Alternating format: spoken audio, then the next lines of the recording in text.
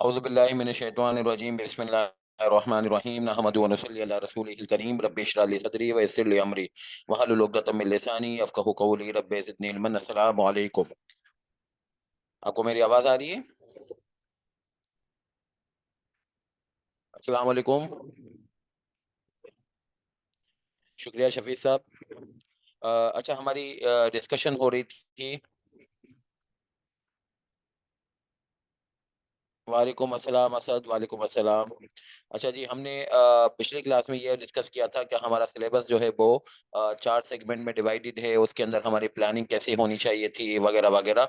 और भी मज़ीद बहुत जो है वो डिस्कशन हुई। फिर ये बात भी हो गई कि सिलेबस के अंदर हमारे हिसाब से जो है वो 4 चीज़ों में अपडेशंस हैं, तो वो अपडेशंस जो है वो जो पुराने स्टूडेंट्स हैं उनको थोड़ी-सी इसके ऊपर जो है वो थोड़ी-सी जो है वो जानकारी करनी पड़ेगी और उनको अपडेट होना पड़ेगा। सिलेबस में कोई नई चीज़ नहीं आई है, यानी कि जो पुरानी चीज़ें थी उसी में अपडेशंस हैं, बाकी कोई नया टॉपिक ऐड नहीं हुआ, कोई पुराना टॉपिक डिलीट भी नहीं हुआ। मज़ीद ये बात कि टॉपिक की जानकारी करते-करते हमने 3 डेफिनेशंस भी निपटा दी थी, और 3 डेफिनेशंस के अंदर जो है वो एक डेफिनेशन की एक और डेफिनेशन से कनेक्शन बनती थी, वो भी कर ली। एक हमने जो है वो पढ़ाई कर ली थी कि भाई लिस्टेड कंपनी क्या होती है। इसके अलावा इसी के साथ मिलती-जुलती हमने बॉडी कॉर्पोरेट पढ़ ली। फिर इसके बाद हमने पब्लिक सेक्टर कंपनी की भी तारीफ पढ़ ली, और फिर जो है वो पब्लिक सेक्टर कंपनी के अंदर जो गवर्नमेंट की होल्डिंग है, तो वो गवर्नमेंट कौन-सी होती है, उसकी भी हमने बातचीत पढ़ ली। तो ये 4 डेफिनेशंस हमने इस हवाले से पढ़ी थी कि हमें जो है वो लिस्टेड कंपनी का कोड ऑफ कॉर्पोरेट गवर्नेंस पढ़ना है। तो लिस्टेड कंपनी की कंप्लायंस लेवल्स जो है वो दूसरी कंपनियों के मुकाबले में ज़्यादा होती है। तो लिस्टेड कंपनी का जानकारी कि ये क्या होती है, कैसे होती है, इसकी थोड़ी-सी बातचीत के लिए हमने लिस्टेड कंपनी की तारीफ पढ़ ली। More over public sector company के लिए हमें जो है वो पब्लिक सेक्टर कंपनी के रूल्स को फॉलो करना होता है। वो पब्लिक सेक्टर की पढ़ाई के लिए हमने पब्लिक सेक्टर की कंपनी की डेफिनेशन पढ़ ली, और इसके साथ जो गवर्नमेंट की उसके अंदर जो है वो सरपरस्ती है, तो गवर्नमेंट की भी आइडेंटिफिकेशन कर ली थी। Now we are starting over the next area, जिसको मैं बेसिक कॉन्सेप्ट्स का नाम दूंगा। बेसिक कॉन्सेप्ट्स का मतलब ये है, इसके अंदर जो है वो आपको वो चीज़ें समझाई जाएंगी जो कि बार बार इस्तेमाल में होने वाली हैं, जो लॉ की पढ़ाई के अंदर बार बार इस्तेमाल होंगी। हो सकता है कि आपको पहले ही मालूम हो, मगर हो सकता है कि ना भी मालूम हो। तो अगर मालूम भी हैं तो थोड़ी सी अच्छे तरीके से और ग्रिप हो जाएगी, और नहीं मालूम तो फिर तो बहुत ही ज़रूरी चीज़ हो जाएगी आपके लिए। अगेन जो है वो इसके ऊपर कोई याद करने की ज़रूरत नहीं है, बहुत परेशान होने की ज़रूरत नहीं है। इसका बार बार इस्तेमाल होता रहेगा तो चीज़ें बहरहाल मज़ीद इसमें से निखरती रहेंगी। मगर ये सिलेबस को आगे बढ़ाने के लिए एक सीरी का इस्तेमाल है, इसको जो है वो बहरहाल ज़रूर तो ज़रूर हमें पढ़ना पड़ेगा। सबसे पहली बातचीत ये है कि मैंने पिछली क्लास में जब आप लोगों को ये कहा था कि हमारे सिलेबस के अंदर फाइनेंशियल सेक्टर के अंदर जो है वो 3 कंपनियों को पढ़ाई करने की बातचीत की गई है, एक एनबीएफसी और एक इंश्योरेंस और एक बैंक। तो उसके अंदर मैंने आपसे बात की थी कि एनबीएफसी के लिए कंपनीज एक्ट में कोई सेक्शन है ही नहीं। इसके लिए उन्होंने ये कहा था कि हमें सेक्शन 509 में कहा गया था कंपनीज एक्ट के अंदर कि आप जो है वो पुराना लॉ जिसका नाम है कंपनीज ऑर्डिनेंस 1984, उसके अंदर जो है वो सेक्शन 282 ए से लेकर एन तक पढ़ लीजिए, एनबीएफसी की जानकारी हो जाएगी। भाई वो लॉ तो रिपील हो चुका, उसको क्यों पढ़ेंगे? इसलिए पढ़ेंगे कि भाई जो है वो नए लॉ में कोई चीज़ इसके मुतालिक नहीं है, और कहा गया कि पुराने लॉ की चीज़ को हम सेव कर रहे हैं। उसी के बारे में बातचीत कि भाई कंपनीज ऑर्डिनेंस भी आज इस्तेमाल हो रहा है हमारी पढ़ाई के लिए, तो उसको मैं कह रहा हूँ कि ये रिटेनिंग अफेक्ट है या भारत सेविंग के अंदर प्रोवाइडेड है। Although companies ordinance is repealed with effect from 30 मई 2017। 30 मई 2017 जो है वो डेट ऑफ बर्थ है कंपनीज एक्ट 2017 की। इस कानून के आने के बाद पुराने कानूनों की हमें कोई ज़रूरत नहीं है, मगर फिर भी कंपनीज ऑर्डिनेंस 1984 आज भी अपनी शान और शौकत के साथ खड़ा हुआ है, टू दी एक्सटेंड कि उसके अंदर से हमें कंपनीज यानी एनबीएफसी के बारे में जो है वो जानकारी करनी पड़ती है। तो आपके कॉम्पेंडियम में ये जो एनबीएफसी से मुतालिक जो सेक्शंस हैं जो कि कंपनीज ऑर्डिनेंस से एक्सट्रैक्ट करने हैं, वो उन्होंने बहुत अच्छी तरीके से जो है वो एक्सट्रैक्ट करके आपके कॉम्पेंडियम के अंदर डाल दिए हैं। तो पूरा कंपनीज ऑर्डिनेंस 1984 तो आपको देखने की ज़रूरत नहीं है। जो एनबीएफसी से मुतालिक बातें हैं, जो सिलेबस की रिक्वायरमेंट है, वो उन्होंने जो है वो एक्सट्रैक्ट करके आपके कॉम्पेंडियम में डाली हुई हैं। तो सेविंग प्रोवाइडेड है। सेविंग के लिए जो सेक्शन मैंने आपका तज़किरा किया, कभी ज़िंदगी में ज़रूरत पड़े तो वो सेक्शन देख भी लीजिएगा, वो है सेक्शन नंबर 509। मैं तो आपको पढ़ाऊंगा बेसिकली कंपनीज एक्ट के सेक्शन से अंदर है ही, मैं तो ओरिजिनल बैरक से ही पढ़ाता हूँ। मगर देखिए बहरहाल जो है वो बहुत सारी चीजें, कुछ हैंड आउट्स, कुछ इलस्ट्रेशन, कुछ कैलकुलेशंस, कुछ पास पेपर्स उसके अंदर भी हैंडल हो रही होती हैं। तो ये देखिए जो है वो हमें एनबीएफसी से मुतालिक जो है वो 282A से लेकर 282N जो है वो हमें देखना पड़ेगा, जो कि जो है वो कंपनीज ऑर्डिनेंस का होगा। और इन्हीं सेक्शंस ने हमें कहा है कि एनबीएफसी रूल्स 2003 को देखेगा। ये रूल्स का इजरा भी कंपनीज ऑर्डिनेंस 1984 के थ्रू हुआ है, क्योंकि कंपनीज एक्ट तो 30 मई को आया है 2017 में। उस वक्त तो जो है वो बहरहाल जो है वो ये एनबीएफसी रूल्स 2003 तो इसके तहत तो नहीं हो सकते हैं 2017 के कानून के तहत, तो ये भी कंपनीज ऑर्डिनेंस के तहत हैं। और एनबीएफसी रेगुलेशन 2008 जो है ये भी कंपनीज ऑर्डिनेंस के एलामिये की बेस पे जारी हुए हैं। तो इस तरीके से ये तीन चीजें अफेक्टिवली हम जो पढ़ रहे होंगे, इसमें कंपनीज ऑर्डिनेंस 1984 की जो है वो दस्तरस और बहरहाल सरपरस्ती नजर आएगी।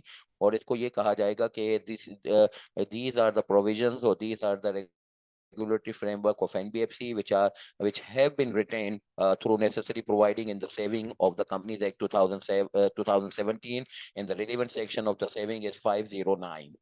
मोर ओवर हमारे मुल्क में बहुत सारे कानून जो है वो ऑर्डिनेंस के नाम से हैं, बहुत सारे कानून हमारे मुल्क में एक्ट के नाम से है। जैसे आपके सिलेबस के हवाले से बात करें तो बैंकिंग ऑर्डिनेंस ऑर्डिनेंस के नाम से है, कंपटीशन एक्ट एक्ट के नाम से है, कंपनीज एक्ट को देखो तो एक्ट के नाम से है, इंश्योरेंस के ऑर्डिनेंस को लॉ को देखो तो इंश्योरेंस ऑर्डिनेंस के नाम से है।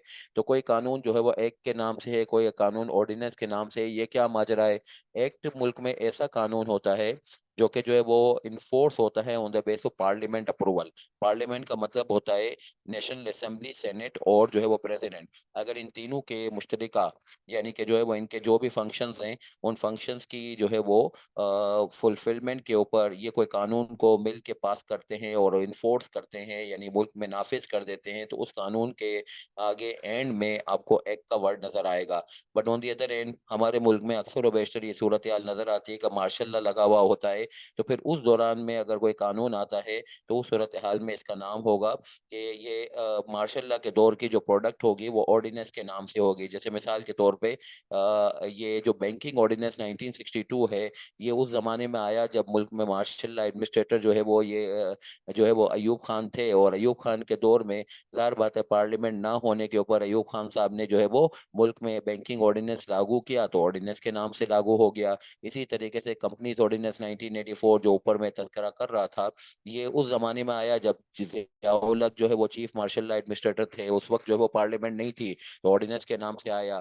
तो कंपनीज एक्ट 2017 जो आया है उसके अंदर एक्ट का वर्ड है वो इस वजह से है कि 2017 में जो है वो नवाज शरीफ की जो है वो गवर्नमेंट के आखिरी आखिरी दौर जो है वो चल रहे थे। तो वो शाहिद खाकान अब्बासी और ये टीम जो है वो नवाज शरीफ को रिप्रेजेंट कर रही थी। तो उस दौर के वक्त जो है वो डिस्कशन यानी कि जो कानून आया वो एक्ट के नाम से आएगा, क्योंकि पार्लियामेंट ने उसको अप्रूव किया।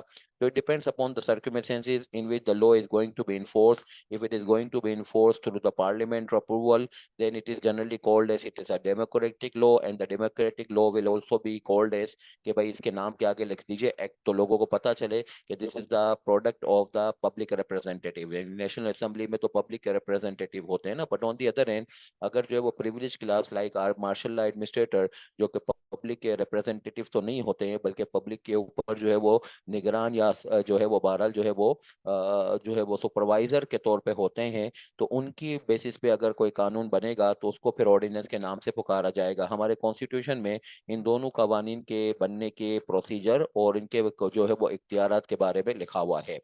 तो हमारी बहरहाल इस हद तक ये कानून एक्ट में कैसे जो है वो अप्रूवल्स का प्रोसेस होता है, ऑर्डिनेंस में कैसे जो है वो प्रेसिडेंट साहब साइन कर देते हैं, इस चक्करों में हमें नहीं जाना। बस हमें यहाँ तक जानना था कि लो अगर जो है वो एक्ट के नाम से आया तो हमने उसको फिर फॉलो करना है और ये कहना है कि अवामी रिप्रेजेंटेटिव ने बनाया। अगर ऑर्डिनेंस के नाम से आया तो भी हमें फॉलो करना है, मगर उसके ऊपर हम जो है वो दबे अल्फाजों में ये कह रहे होते हैं कि this is the undemocratic law. अच्छा, बाज औक़ात ऐसा होता है कि पार्लियामेंट जो है वो सेशन में होती है, मगर ये कि पार्लियामेंट सेशन में होने के बावजूद भी प्रेसिडेंट साहब को जो है वो कोई इमरजेंसी महसूस हो रही होती है। जैसे कि मिसाल के तौर पे आईएमएफ का लोन आना था 2016 में। वो आईएमएफ के लोन के ऊपर आईएमएफ की कंडीशन ये थी कि आपका companies act ordinance 2000 companies ordinance 1984 जो है वो काफी पुराना हो चुका है, आप नया कंपनी लो लाइए। तो कंपनीज ऑर्डिनेंस 2016 आया था अप्रैल 2016 में। अब अप्रैल 2016 में कंपनीज ऑर्डिनेंस 2016 जो आया, ये वो दौर था जब नवाज शरीफ की जो है वो पनामा लीक्स और पैराडाइज लीक्स वगैरह में कुछ लीकिंग हो गई थी, और इसके ऊपर इनकी गवर्नमेंट हिल गई थी और सुप्रीम कोर्ट ने इनको हटा भी दिया था ओहदे से। और फिर ये शाहिद खान अब्बासी और जो है वो मिफ्ता, और ये जो है वो बहरहाल इसको इनको रिप्रेजेंट कर रहे थे। तो उस वक्त एक वीक गवर्नमेंट थी, उसमें जो है वो ऑर्डिनेंस वगैरह लाना और उसमें एक्ट की अप्रूवल लेना, ये तो फिर बहुत मुश्किल था। उस वक्त जो है वो अपोजिशन काफी जो है वो हावी हुई हुई थी पूरे निज़ाम के ऊपर। तो उस वक्त जो है वो फिर प्रेसिडेंट साहब ने जो है वो प्राइम मिनिस्टर के रिकमेंडेशन के ऊपर इमरजेंसी का नाम देते हुए ऑर्डिनेंस लागू कर दिया था, जिसका नाम था कंपनीज ऑर्डिनेंस 2016।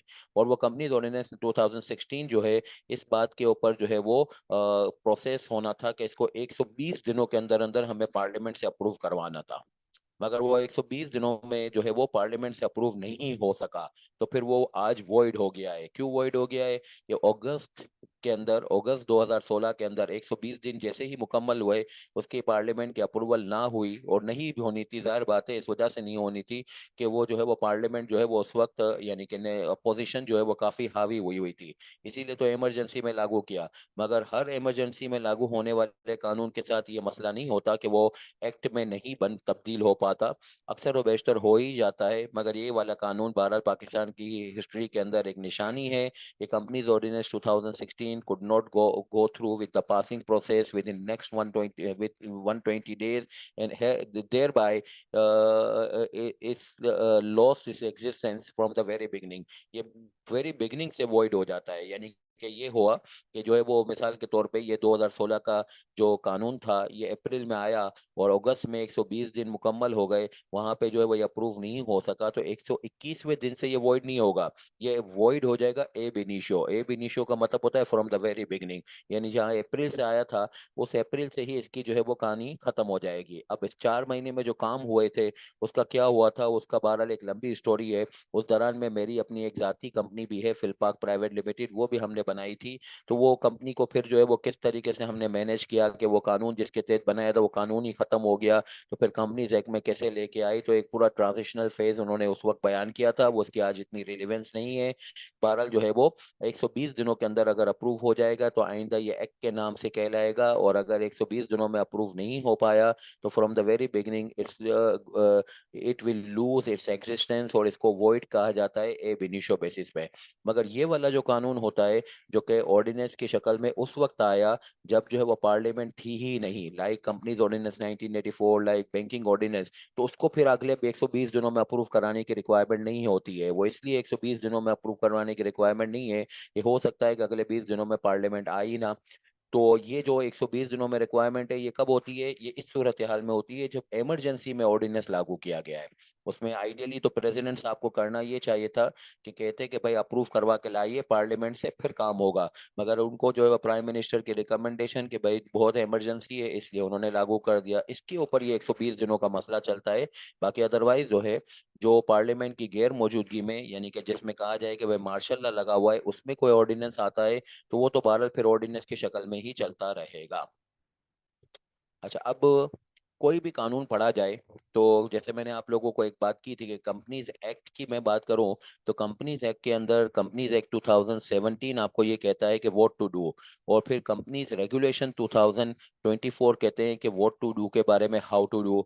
एक डायरेक्टर रिजाइन करता है, मैंने कहा था कि भाई उसके लिए प्रेस्क्राइब फाइलिंग करनी पड़ती है। अब वो प्रेस्क्राइब फाइलिंग कहाँ पे मिलेगी? कंपनीज रेगुलेशन 2024 के तहत मिलेगी। उसमें रेगुलेशन 50 है, उसमें पूरा प्रोसीजर लिखा हुआ है कि डायरेक्टर की एक आईडी बनेगी और फिर वो किस तरीके से इंटीमेट होगा वगैरह वगैरह।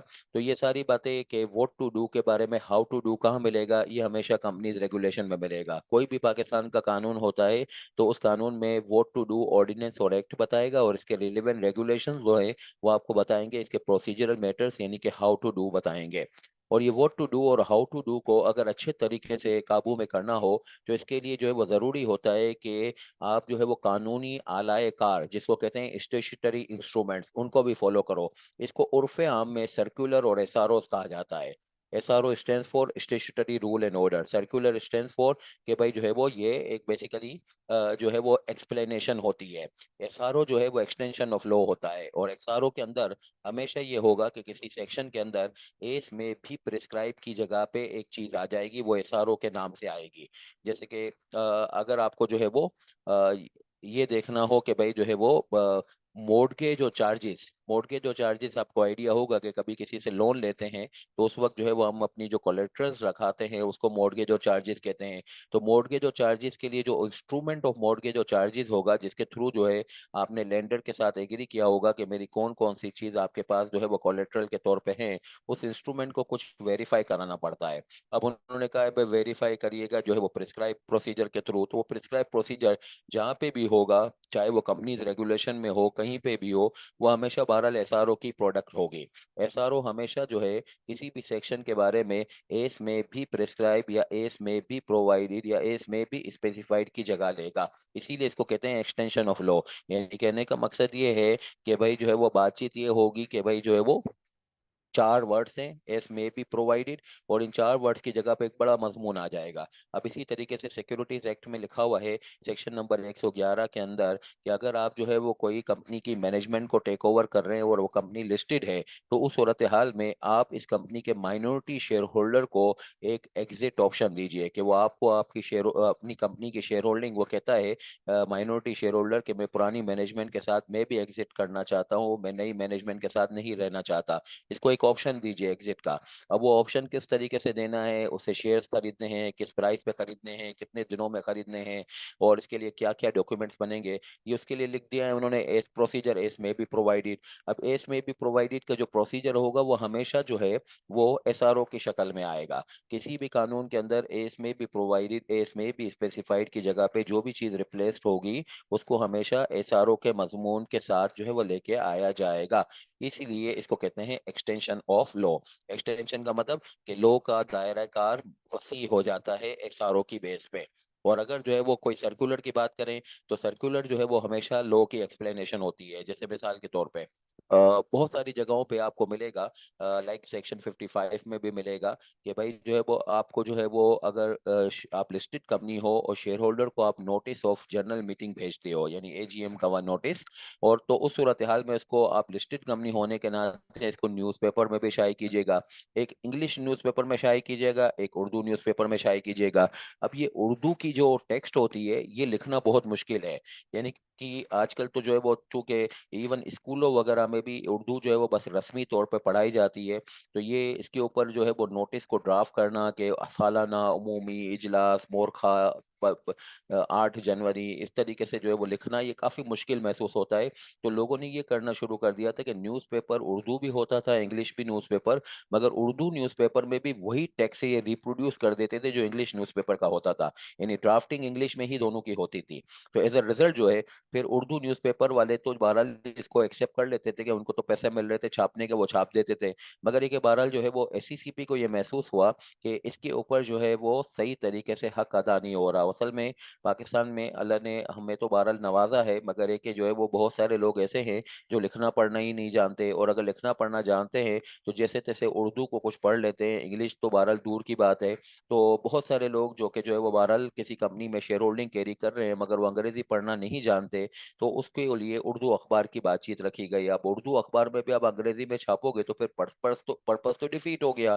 तो उस पर्पस डिफीट होने के ऊपर एससीसीपी ने बाकायदा एक सर्कुलर जारी किया है, सर्कुलर 1 ऑफ 2008, जिसके अंदर उन्होंने एक्सप्लेन किया है कि भाई न्यूज़पेपर में उर्दू न्यूज़पेपर का हमने तकाजा क्यों किया है। जो लोग पढ़ाई यानी इंग्लिश की पढ़ाई नहीं जानते वो उर्दू न्यूज़पेपर पढ़ें तो उससे समझ लें कि क्या लिखा हुआ है। तो आप उर्दू में भी अगर इंग्लिश में छापेंगे तो फायदा क्या होगा। तो because of the reason circular आया।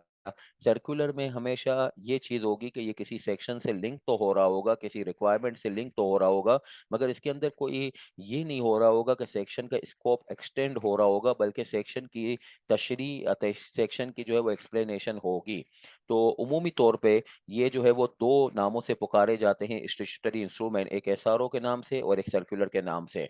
अच्छा, जो सेक्शन है एसआरओ और सर्कुलर जारी करने का, वो सेक्शन जो है वो दो हैं। सेक्शन 510 और सेक्शन 512। एसीसीपी जब अपने बारे में ये कहता है कि हम एसआरओ सर्कुलर या फिर एक जो है वो स्टेचुटरी इंस्ट्रूमेंट जारी करने का हक रखते हैं, तो उसके लिए वो अपना पावर जो डिफाइन करते हैं वो सेक्शन 510 और 512 के तहत डिफाइन करते हैं। जैन ने पूछा कि भाई जो है वो सर, अगर रेगुलेशन डिफाइन करने होंगे तो रेगुलेशन भी जब डिफाइन करे होंगे जैन, तो उसके लिए भी यही होगा, सेक्शन में यही लिखा होगा कि आपको जो है वो ये चीज़ रेगुलेशन की शक्ल में स्पेसिफाई होगी। जैसे मिसाल के तौर पे सेक्शन नंबर 156 में लिखा हुआ है कि लिस्टेड कंपनीज की चूंकि नज़ाकत ज़्यादा होती है, उसके अंदर अवामी सरमाया इन्वॉल्व होता है, तो उसको फिर जो है वो कुछ और कंप्लाइंसीज करने होंगे जिसका नाम होगा कोड ऑफ कॉर्पोरेट गवर्नेंस, और वो इन द फॉर्म ऑफ रेगुलेशंस होंगे। एस में भी स्पेसिफाइड, ये 156 में लिखा हुआ है, और उसी एस में भी स्पेसिफाइड के वादे के ऊपर एक एसआरओ जारी हुआ, उस एसआरओ के थ्रू आपको जो है वो code of corporate governance regulation 2019 जो है वो पढ़ने पड़ेंगे। और उसी code of corporate governance regulation 2019 के अंदर मैंने पिछली क्लास में एक और एसआरओ के थ्रू अमेंडमेंट भी बताई थी कि उसमें कौन सी अमेंडमेंट आई है इस अटेम्प्ट के बच्चों के लिए जो 2025 के जून को परस्यू कर रहे हैं।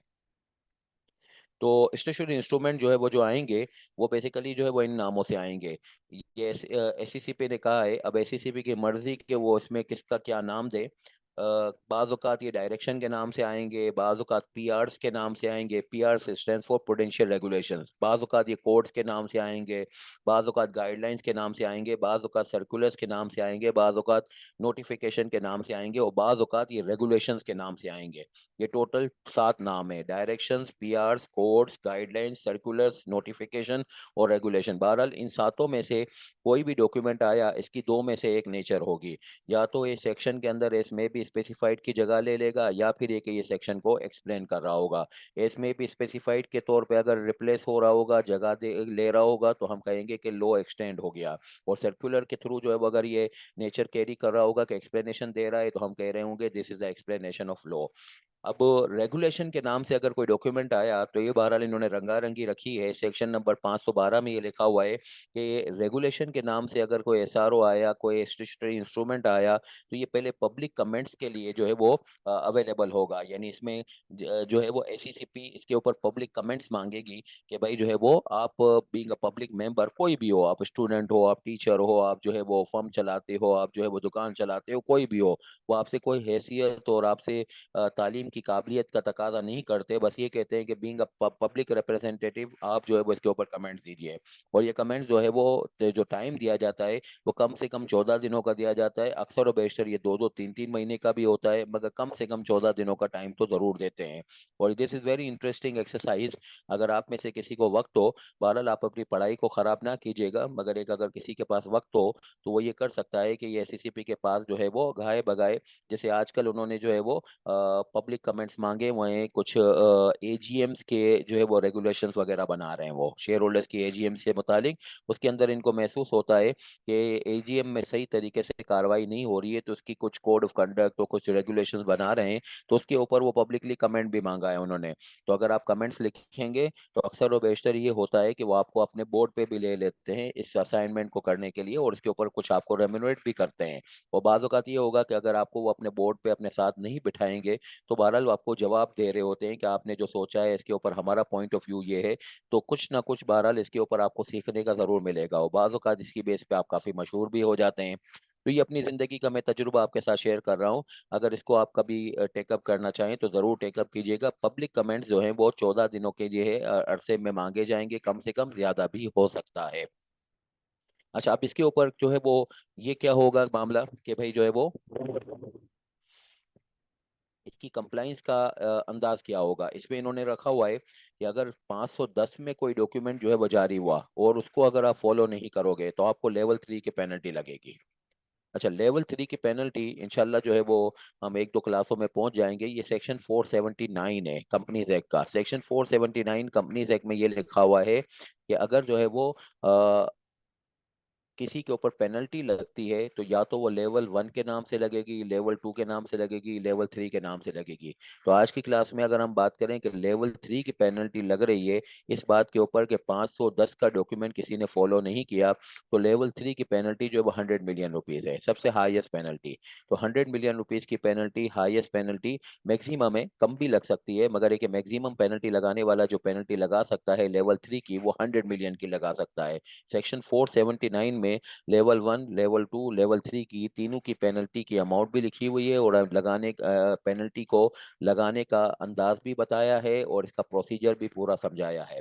मगर ये के बहरहाल आज की क्लास में हम लेवल 3 की पेनल्टी के बारे में बस इस तक हद तक जान लेते हैं कि 100 मिलियन की ये पेनल्टी है, ये उन लोगों के ऊपर आज लगने का जो है वह तकाजा हो रहा है जिन्होंने 510 के डॉक्यूमेंट को फॉलो नहीं किया। और जो 512 के डॉक्यूमेंट को जिंदगी में कंप्लाई नहीं करता, तो एससीसीपी के इस डॉक्यूमेंट को सही तरीके से कंप्लाई ना करना, उसको ऑनर ना करना, उसके ऊपर पेनल्टी ये है कि 5 मिलियन रुपए की जो है वो मैक्सिमम लमसम पेनल्टी लग सकती है। और इसके अलावा टिल द टाइम आप अपने कंप्लाइंस को जो है वो इंश्योर नहीं कर लेते, number of days of the delay in compliance will also cause another penalty which may be maximum up to 100,000 rupees per day.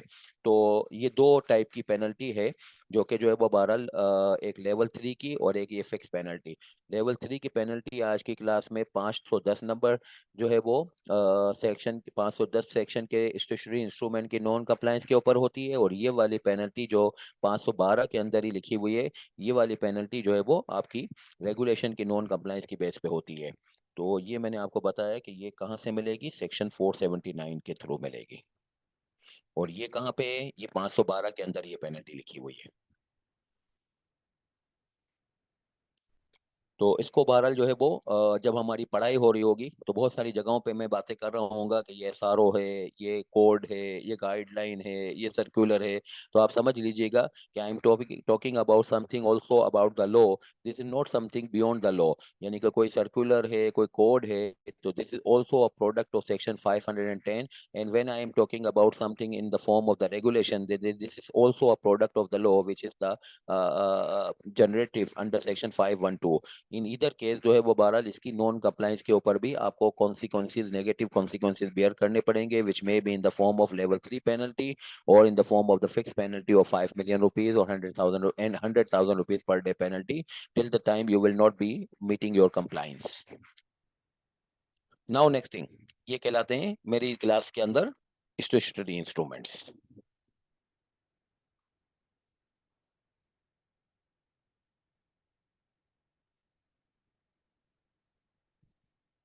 To be followed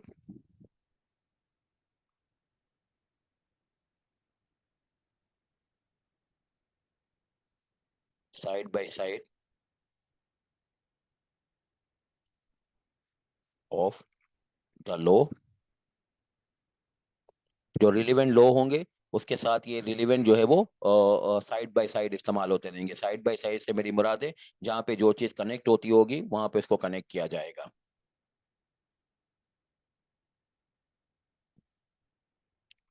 अच्छा, टाइप ऑफ इन्फोर्समेंट। पाकिस्तान में बहरहाल जो है वो कानून कोई भी लागू होता है, दुनिया में भी लागू होता है, तो इन्फोर्स होने के वक्त ये ज़रूर देखना चाहिए कि इसकी अप्लीकेबिलिटी डेट क्या है। फिर ये भी देखना चाहिए कि अप्लीकेबिलिटी का मिजाज क्या है।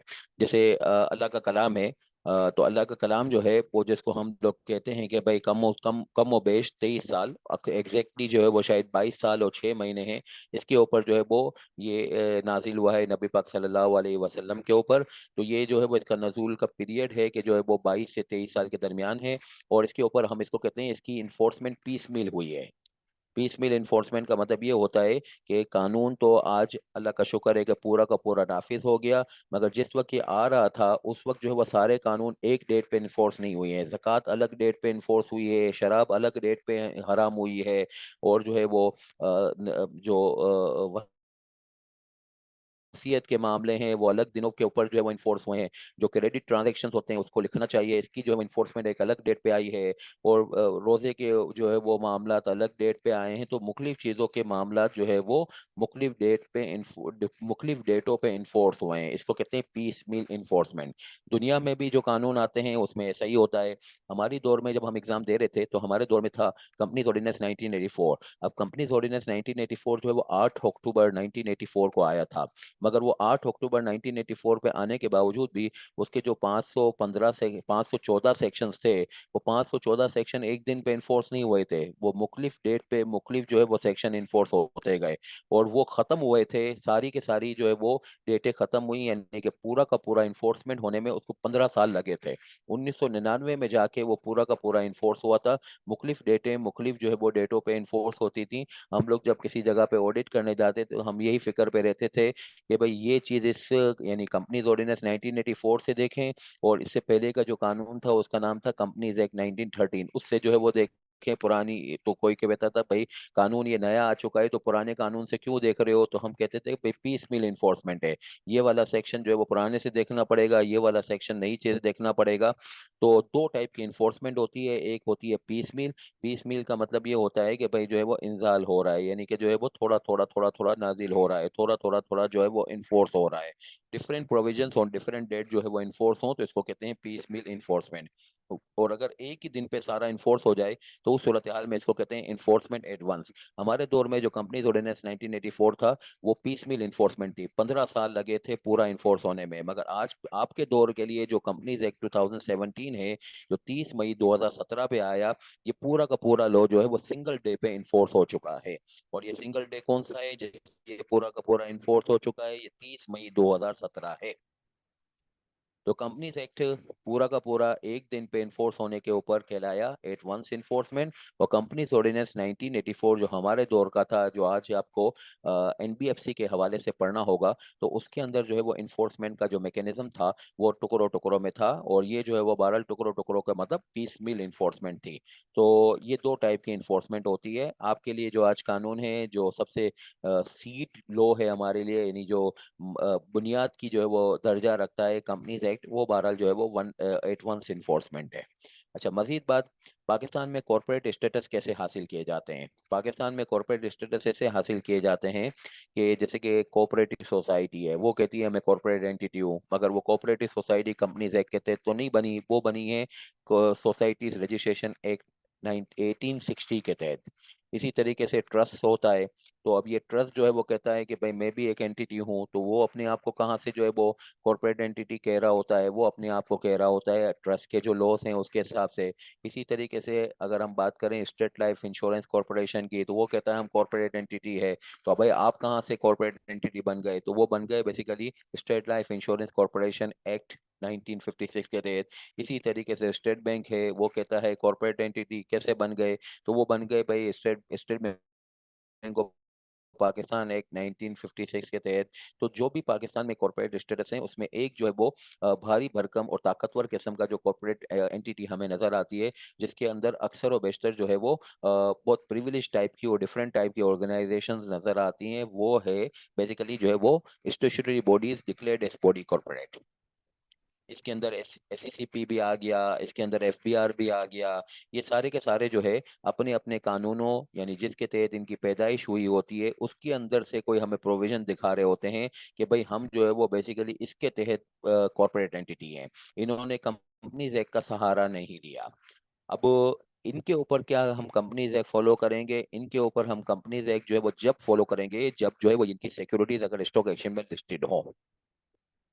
अब जैसे मिसाल के तौर पे आप किसी सोसाइटीज का, यानी कोऑपरेटिव सोसाइटीज का ऑडिट करने गए, वहां पे अननेसेसरी आप कंपनीज एक्ट की बातें करना बैठ जाते हो, तो वहाँ क्लाइंट के सामने फिर अल्टीमेटली शर्मिंदगी होगी। कंपनीज एक्ट तो इस कॉर्पोरेट एंटिटी को हैंडल करता ही नहीं है। कंपनीज एक्ट जो है वो कहता है कि अगर कोई स्टेचुटरी बॉडी हो जो कि अपने आप को कंपनी के तौर पे कह रही हो, कंपनीज एक्ट से नहीं कह रही, किसी और किताब से कह रही हो, तो उसकी पहले आप देखिएगा कि स्टॉक मार्केट में उसकी कोई एग्जिस्टेंस है, स्टॉक एक्सचेंज के अंदर उसकी कोई एग्जिस्टेंस है, यानी उसकी सिक्योरिटीज स्टॉक एक्सचेंज में ट्रेड होती हैं। नहीं, कोऑपरेटिव सोसाइटी की तो ट्रेड होती ही नहीं है। या फिर है कि आप देखें कि चलो कोऑपरेटिव सोसाइटी नहीं है, स्टेट लाइफ को देख लें। State life insurance insurance corporation act 1956 के तहत, तो ये भी स्टॉक एक्सचेंज में ट्रेड नहीं होती है, तो इसको भी क्यों देख रहे हैं कंपनीज एक्ट के तहत। हाँ, फिर दूसरी जो है वो कौन सी, NBP, national bank of Pakistan, national bank of Pakistan NBP act 1949 के तहत बनी है। हाँ, इसको देखिए भाई, इसको कंपनीज एक्ट में देखिए, क्योंकि इसकी सिक्योरिटीज स्टॉक एक्सचेंज में ट्रेड होती हैं। नेशनल बैंक जो है वो स्टॉक एक्सचेंज में जो है वो लिस्टेड है, तो इसकी देखिएगा। इसी तरीके से पीएनएसी है, पीएनएसी जो है वो अपने स्टेचुटरी लॉ के तहत बनी हुई है, अपना जो है इसका अलग लॉ है, उसकी भी सिक्योरिटीज स्टॉक एक्सचेंज में ट्रेड होती हैं। हाँ, इसको भी देखिए, इसको भी बिल्कुल देखिए, इसको जो है वो देखना पड़ेगा कंपनीज एक्ट के तहत। स्टेट बैंक का क्या करें, स्टेट बैंक जो है वो स्टेट बैंक ऑफ पाकिस्तान एक 1956 के तहत बनी है, इसको नहीं देखेंगे, क्यों नहीं देखेंगे, इसकी सिक्योरिटीज स्टॉक एक्सचेंज में लिस्टेड नहीं है। अच्छा, जो लिस्टेड है उसके ऊपर भी फिक्र करनी है, पूरा का पूरा कंपनी से फॉलो करना ना बैठ जाइएगा, जो सिलेक्टेड सेक्शन है उसी को फॉलो कीजिएगा। अब सिलेक्टेड सेक्शन में इंशाल्लाह जब आप लॉ पढ़ेंगे उस वक्त मजीद काबू आ जाएगा। आज देख लीजिएगा, 130 जो है वो एनुअल लिस्ट ऑफ मेंबर्स है। रजिस्ट्रार को, एसीसीपी को हमें सबमिट कराना पड़ता है कि हमारे मेंबर्स कौन कौन है, उसके पूरे कवाइफ दाखिल होते हैं जिसको एनुअल लिस्ट ऑफ मेंबर्स कहते हैं, सेक्शन नंबर 130 के तहत वो फाइल कीजिएगा। 132 के तहत एजीएम करवाइएगा। 220 से 239 के दरमियान जो है आपके अकाउंटिंग और फाइनेंशियल रिकॉर्ड्स रखने की रिक्वायरमेंट्स हैं। 247 से 267 में ऑडिट और इन्वेस्टिगेशन की बातचीत है, और 270 और 271 भी इन्वेस्टिगेशन की बातचीत है। तो बेसिकली आपके ऊपर प्राइमरीली जो है वो तीन एरियाज अप्लाई होते हैं। एक तो ये कि भाई जो है वो ऑडिट और इन्वेस्टिगेशन, ये हो गया ऑडिट और इन्वेस्टिगेशन, जो हमारी जिंदगी का कोर फील्ड है। दूसरा अकाउंटिंग, और जाहिर बात है ऑडिट और इन्वेस्टिगेशन होती ही अकाउंटिंग की है।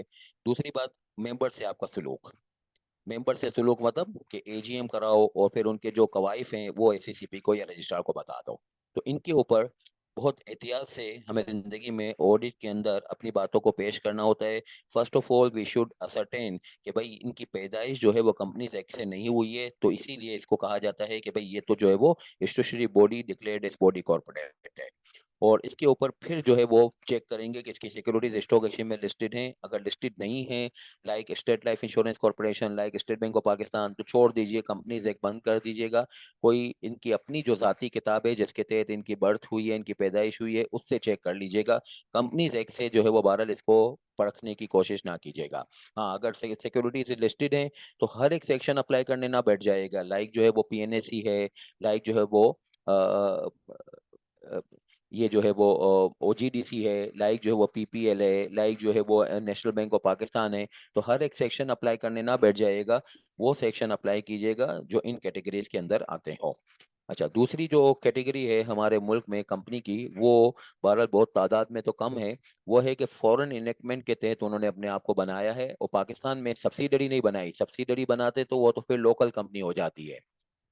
लोकल कंपनी में ये जो मल्टीनेशनल कंपनीज की पाकिस्तान में सब्सिडरीज होती हैं, ये बेसिकली लोकल कंपनी होती है with the foreign share holder. इसको हम लोग कह रहे होते हैं फॉरेन कंपनी, नहीं, ये बिल्कुल गलत है। ये लोकल कंपनी होती है with the foreign labelling. Foreign labelling होती है, फॉरेन शेयर होल्डिंग के साथ होती है, फॉरेन सरमाए के साथ होती है, ये सही जुमला बनता है। तो जो सब्सिडरीज पाकिस्तान में होती हैं वो तो पहली कैटेगरी में आएंगी। ये वो हैं कि जो पाकिस्तान से बाहर इनकॉर्पोरेटेड है, उन्होंने अपना पाकिस्तान में फुटप्रिंट रखा हुआ है, पाकिस्तान में कोई सब्सिडरी नहीं बनाई, ये उन्होंने लोकलाइजेशन नहीं की है, बल्कि उन्होंने फुटप्रिंट रखा है। इसको बहरहाल जो है वो हम कहते हैं कि भाई ये पाकिस्तान में ब्रांचेस हैं, ऑपरेटिंग इन पाकिस्तान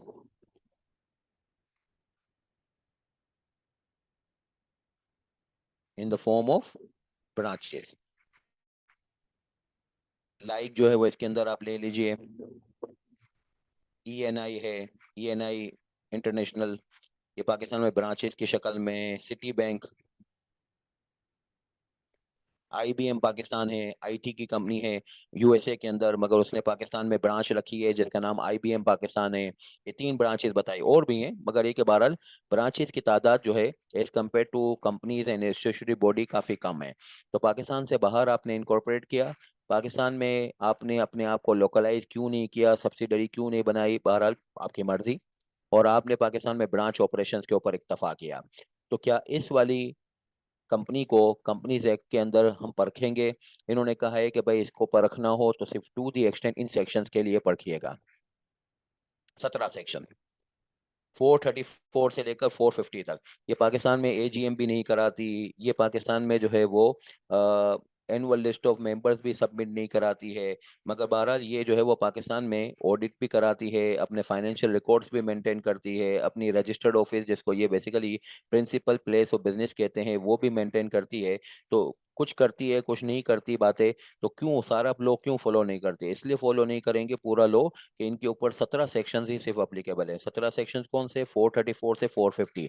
और 434 से 450 में जो सर फेरिस कंप्लाइंसेस हैं उसमें अकाउंटिंग रिकॉर्ड्स को मेंटेन करना और ऑडिटर से जो है वो ऑडिट करवाना, ये बातचीत है।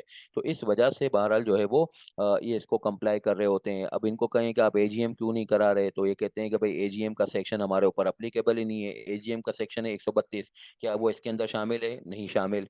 तो बीइंग अ सिचुएशन कि इनके ऊपर जो है वो लिमिटेड वे में सेक्शंस अप्लाई होते हैं, तो आप इसके ऊपर भी बहरहाल जो है बहुत एहतियात से जब इनके ऑडिट करने जाएं तो इनसे बातचीत कीजिएगा कि अक्सर व बेशतर इसमें फॉरेनर्स वगैरह भी इन्वॉल्व होते हैं। तो आदमी जो है वो इसके ऊपर फिर जो है वो बाज़ औक़ात एक इंसल्टिंग सिचुएशन में आ जाता है कि भाई आपको मालूम ही नहीं है कि क्या आप इनसे पूछ रहे हैं।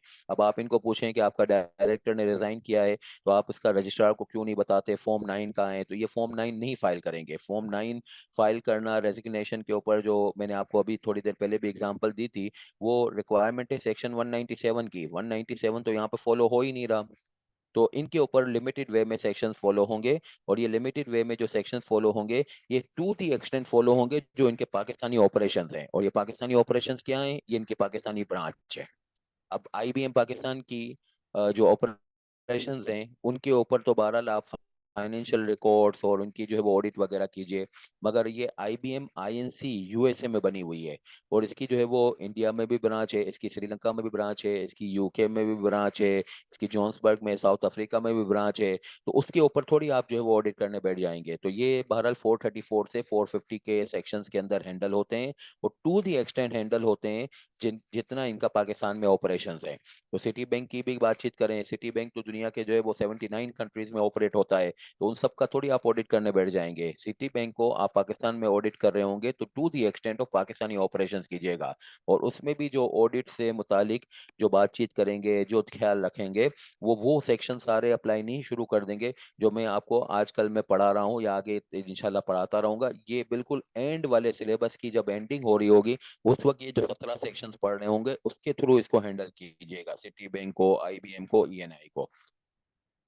इनको कंपनीज एक्ट की मगजमारी में नहीं पढ़ना था, इसीलिए तो उन्होंने अपने आप को पाकिस्तान में बनाया नहीं। मगर ये कि बहरहाल आ गए पाकिस्तान में, तो फिर भी एसईसीपी ने थोड़ा सा अपना इसके ऊपर सुपरविजन रखने के पॉइंट ऑफ व्यू से इन्होंने इसके ऊपर 17 सेक्शन तो फिर भी बिठा ही दिए है। तीसरा, पाकिस्तान के अंदर कॉरपोरेट सेक्टर के अंदर कॉरपोरेट एंटिटी जो नजर आएगी वो सबसे ज्यादा तादाद में, जो तादाद में तकरीबन माशाल्लाह जो है वो इस वक्त 2.5 लाख के करीब हो गई हैं, वो कंपनीज एक्ट के अंदर बनी हुई कंपनी है। कंपनीज एक्ट से बनी हुई कंपनी का मतलब ये कि पाकिस्तान की हिस्ट्री ये है कि कॉरपोरेट लॉ की, कि जब पाकिस्तान बना तो उस वक्त जो है वो हमने ये किया था कि कंपनीज एक्ट 1913 जो कि बरे सगीर का कानून था, तो उसी को हमने एडॉप्ट कर लिया था। हमारे पास जो है वो और बहुत सारी मसरूफियात थी पाकिस्तान बनने के बाद, तो हमने जो है वो लॉ वगैरह बनाने में इतना ज़्यादा इंटरेस्ट नहीं लिया था, और हमने बरे सगीर के कानून को ही एडॉप्ट कर लिया था। इनकम टैक्स लॉ में भी यही किया था, इनकम टैक्स एक्ट 1922 को एडॉप्ट कर लिया। कॉर्पोरेट लॉ में भी यही किया कि कंपनीज एक्ट 1913 को हमने एडॉप्ट कर लिया था। और फिर ये चलाते रहे चलाते रहे चलाते रहे। पाकिस्तान की हिस्ट्री में पहली दफ़ा जो कॉर्पोरेट लॉ बना, यानी कि कंपनी लॉ बना, वो बना है 1984 में, जिसका नाम था कंपनीज ऑर्डिनेंस 1984। फिर इसके बाद कंपनीज ऑर्डिनेंस 2016 बना, जो कि सिर्फ 4 महीने जिंदा रह सका, और फिर मैंने अभी आपको बताया था कि वो पार्लियामेंट से अप्रूव नहीं हुआ, इसलिए स्ट्राइक डाउन हो गया। फिर इसके बाद जो है वो चौथा जो हमारे मुल्क के हिस्ट्री के अंदर कानून है कॉर्पोरेट लॉ का, वो कंपनीज एक्ट है। पहला था कंपनीज एक्ट 1913 जो एडॉप्टेड था। सेल्फ फॉर्म जो है वो पहली दफा हमने जो बनाया था वो कंपनीज ऑर्डिनेंस 1984। तीसरा नंबर पे जो है वो कंपनीज एक्ट 2000, कंपनीज ऑर्डिनेंस 2016, और चौथे नंबर पे कंपनीज एक्ट 2017। ये चार कानूनों की हमारी मुल्क की हिस्ट्री है। तो जो भी कंपनी आज मौजूद है पाकिस्तान में, यानी कि जो 2.5 लाख की जो तादाद बता रहा हूँ, वो सारी की सारी कंपनीज एक्ट के तहत नहीं बनी हुई, वो सारी की सारी जो है वो 4 कानूनों के तहत बनी हुई हैं। इन 4 कानूनों में से जैसे यूनिलीवर है, वो ग्लेक्सो है, पाकिस्तान टोबैको है, ये मोविनपिक होटल है, ये पीसी होटल है, ये सारे के सारे कंपनीज एक्ट 1913 के तहत बने हुए हैं। बाकी इसके बाद जो है वो अगले कानूनों के साथ भी बहुत सारी कंपनियां बनी हुई हैं, मगर आज जो भी कंपनी कंपनी लॉ के तहत बनी हुई होगी, यानी इन 4 कानूनों में से कोई भी कानून के तहत बनी हुई होगी, आप इसके फाइनेंशियल स्टेटमेंट में जो पहला नोट बनाते हैं, जिसमें आप बैकग्राउंड लिखते हैं कि कंपनी कब बनी, कैसे बनी, तो उसके अंदर आप देखिएगा यही लिखते हैं आप लोग कि कंपनीज एक्ट 2017 के तहत बनी। कुछ लोग एहतियातन लिख देते हैं कि कंपनीज एक्ट 1913 के तहत बनी, आगे ब्रैकेट में लिख देते हैं नाउ कंपनीज एक्ट 2017। तो every company other than stationery body and other than the foreign enactment company, आपको जो तीसरी टाइप की कंपनी मिलेगी उसको आप बस यही कहिएगा कंपनीज एक्ट 2017। ये हमारे सिलेबस के लिए बेसिकली कोर है, हमारे प्रोफेशन के लिए भी कोर है, और इसके ऊपर हम पूरा का पूरा कंपनीज एक्ट फॉलो करेंगे। जितने भी सेक्शन है वो सारे फॉलो करेंगे।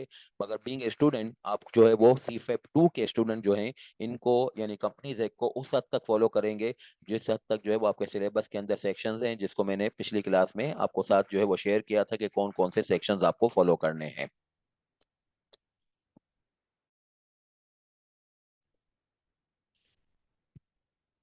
अच्छा, फिर इसके बाद हमने ये कहा था कि ये तीनों, ये पिछली क्लास में आपसे बात हुई थी वो, कि ये तीनों कॉरपोरेट सेक्टर की जो एंटिटीज हैं, यानी कि फॉरेन इन्वेस्टमेंट वाली एंटिटी हो या स्टेशनरी बॉडी हो या कंपनी हो, इन तीनों को अगर मिला के बोलना हो तो इसको मिला के इसे कहा जाता है कि भाई बॉडी कॉरपोरेट।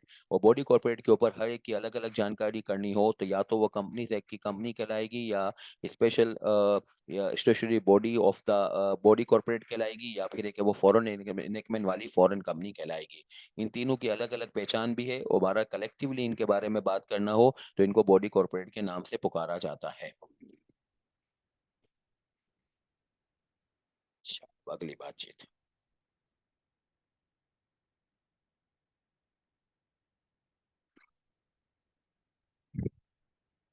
अच्छा, अब अगला मामला ये है कि पाकिस्तान में जो कानून बनते हैं, वो कानून बनने की जो है वो दो में से एक जो है वो अथॉरिटी होती है। यानी कि एक अथॉरिटी ये होती है कि भाई फेडरल गवर्नमेंट ने कानून बनाया, या फिर ये दूसरी अथॉरिटी होती है कि भाई प्रोविंशियल गवर्नमेंट ने कानून बनाया।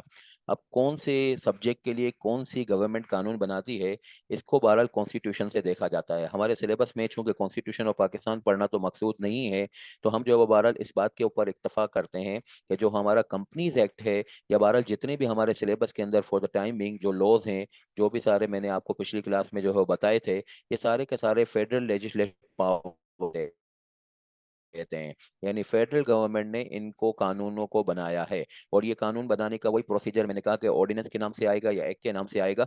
एक जो है वो तरीकाकार ये भी होता है कि प्रोविंशियल लेजिस्लेटिव पावर के तहत कानून बने। जैसे मिसाल के तौर पे ट्रस्ट के कानून है, ट्रस्ट फॉर्मेशन, ये बारह जो है वो प्रोविंशियल लेजिस्लेटिव पावर के तहत जो है वो कानून बना है। इसी तरीके से जो सेल टैक्स हमारे मुल्क में सर्विसेज के ऊपर लगता है, इंक्लूडिंग जो ऑडिटर्स जो है वो क्लाइंट को जो ऑडिट का बिल भेजते हैं, उसके ऊपर जो है वो एक सर्विस सेल टैक्स लगाते हैं, तो वो सर्विस सेल टैक्स जो है वो बेसिकली प्रोविंशियली लेजिस्लेटिव लॉ है।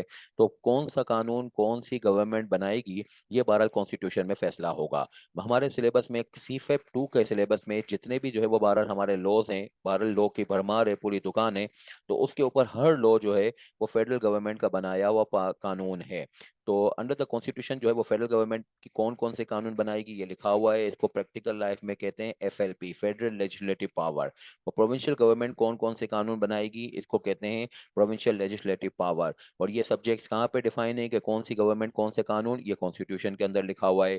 कंपनीज एक्ट जो है वो बहरहाल जो है वो फेडरल लेजिस्लेटिव पावर के तहत है। और इवन मैं आपको ये बताऊं कि रिमेनिंग भी जितने हमारे सिलेबस के लॉज हैं वो सारे के सारे FLP का पार्ट हैं। अब प्रोविंशियल लेजिस्लेटिव पावर की अगर कोई एग्जांपल आपको कभी देनी हो, तो इसके अंदर जो है वो एम्प्लॉयमेंट से मुतालिक जो पाकिस्तान में लॉज हैं, ये सारे के सारे पीएलपी के पार्ट हैं, यानी प्रोविंशियल लेजिस्लेटिव पावर के पार्ट हैं। इसके अलावा जो है वो अगर आप बात करें कि फेडरल लेजिस्लेटिव पावर की और कोई एग्जांपल देनी हो, तो मुल्क में जो सेल टैक्स लगता है गुड्स के ऊपर, वो जो है वो फेडरल लेजिस्लेटिव पावर के अंदर आता है। सर्विसेज के ऊपर अगर सेल टैक्स देखना हो तो वो पीएलपी के अंदर आता है। अभी आपकी और मेरी कोई लॉजिक नहीं है, this is totally reliable learning on the basis of the constitution. Constitution में बाकायदा इसके ऊपर प्रोविजंस मौजूद हैं कि कौन सी गवर्नमेंट कौन सा कानून बनाएगी। अच्छा, अब अगली बातचीत है वो है प्रियम्बल। प्रियम्बल को उर्दू में कहते हैं इब्तदाया। कोई भी किताब पढ़ी जाए तो सही तरीका किताब का ये होता है कि उसका प्रियम्बल सबसे पहले पढ़ा जाए, तो उससे अंदाज़ा होता है कि इस किताब से मुझे क्या हासिल होगा। अब आप लोगों को माशाल्लाह ये मालूम ही होगा कि देखें, जो कुरान का नुज़ूल हुआ था उसमें सबसे पहली तो जो वही आई थी वो बेसिकली थी सूरह कलम की शुरू की 5 आयतें। फिर इसके बाद सूरह कलम की कुछ आयतें आई थी। फिर इसके बाद जो है वो सूरह मुजम्मिल था, फिर सूरह मुदस्सिर। तो इस तरीके से बहरहाल एक मक्की दौर का कुरान पूरा नाजिल हुआ था, जो कि अराउंड जो है वो पूरे कुरान का 2/3 है। मदनी दौर का जो कुरान है, जो हिजरत के बाद नाजिल हुआ था, वो तो 1/3 है। मगर कुरान के अंदर अगर आप देखें तो सूरह फातिहा के फौरन बाद जो है वो सूरह बकरा आ जाती है, और सूरह बकरा मदनी दौर की है। तो जो कुरान की फॉर्मेटिंग है उसके अंदर सूरह बकरा जो है वो पहले आ रहा है, मक्की दौर का बाकी कुरान जो है वो बाद में आ रहा है। अब सूरह बकरा के अंदर जो बातचीत है कि क्यों ये शुरू शुरू में कुरान में नजर आ रही है, जितनी हमारी जो है वो नाकिस जो है वो सोच समझ है, हमें ये समझ में आया कि बेसिकली ये कुरान का प्रीएम्बल है। इससे आपको ये पता चलता है कि चाहे मक्की दौर का कुरान हो, मदनी दौर का कुरान हो, आपको इस कुरान से हासिल क्या होगा। अलिफ लाम मीम ज़ालिकल किताबु ला रैब फीह हुदल लिल मुत्तकीन। ये किताब जो है वो बगैर कोई शक व शुबे के है, और ये हुदल लिल मुत्तकीन है। इसमें हिदायत मिलेगी मुत्तकीन को। अब मुत्तकीन जब तक आप नहीं बनेंगे, आपका जो है वो बेसिकली एप्टीट्यूड टेस्ट जो है वो एंट्री टेस्ट जो है वो मुत्तकी बनना है। Till the time you will not be able to learn anything from Quran. And the right way of learning from Quran is the hidayah, huda.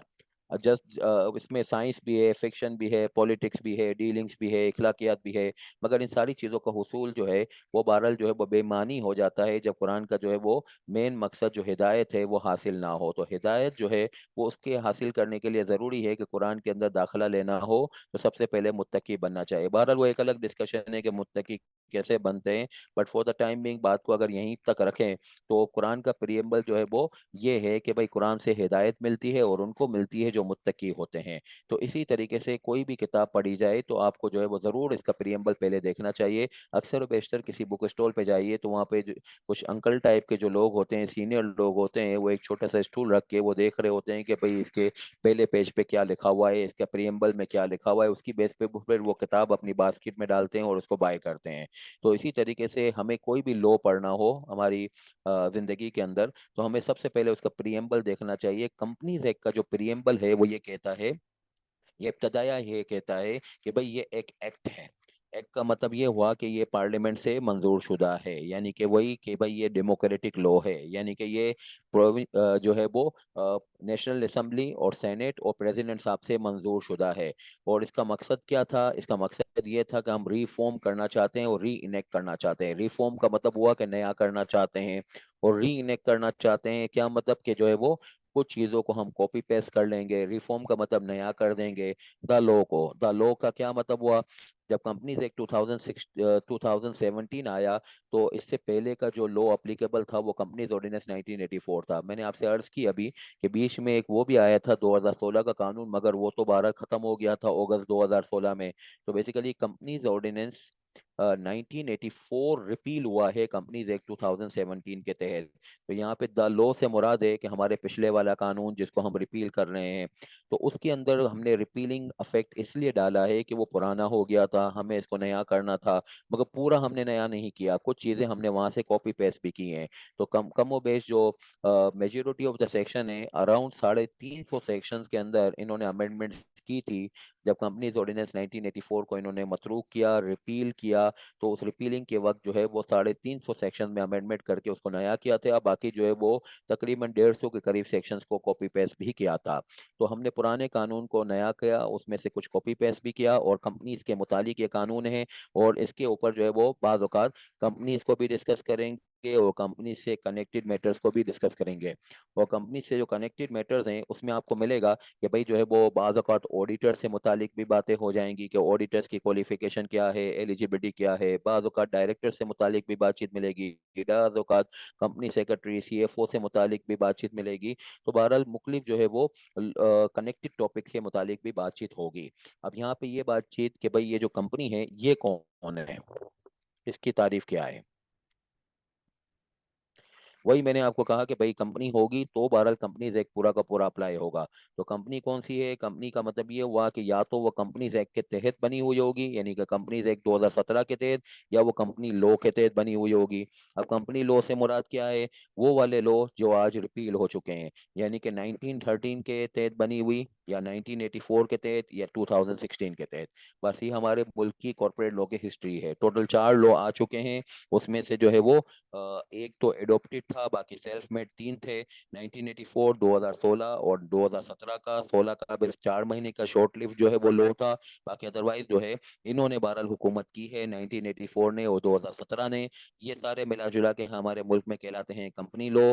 आपने अगर अपने आप को 1984 के कानून के तहत बनाया हो, 1913 के कानून के तहत भी बनाया हो, तो भी हम आपको कंपनीज एक्ट को फॉलो करने का पाबंद करते हैं।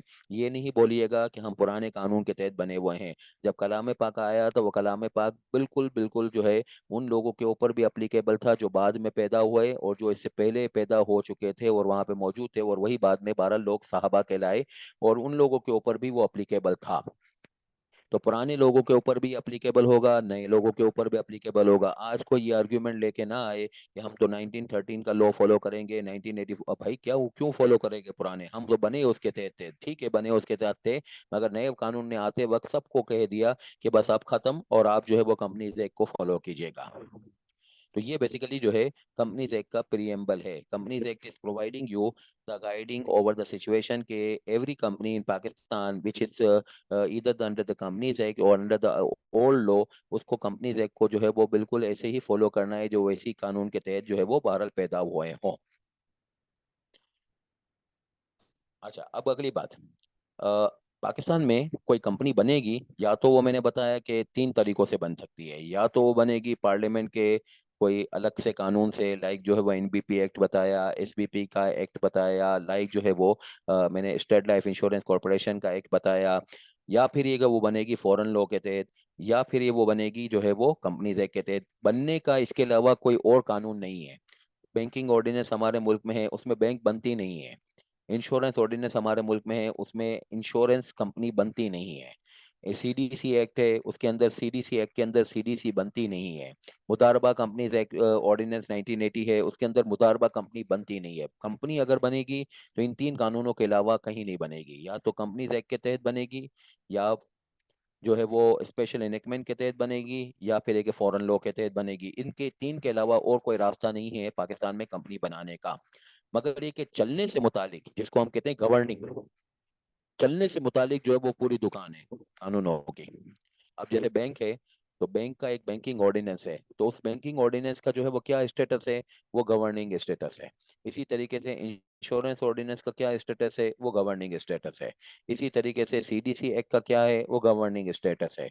और मुदारबा ऑर्डिनेंस का क्या है, वो गवर्निंग स्टेटस है। तो जो गवर्निंग स्टेटस होते हैं वो चलने से मुतालिक डील करते हैं, फॉर्मेशन से मुतालिक डील नहीं करते। अब जो है वो बात यह है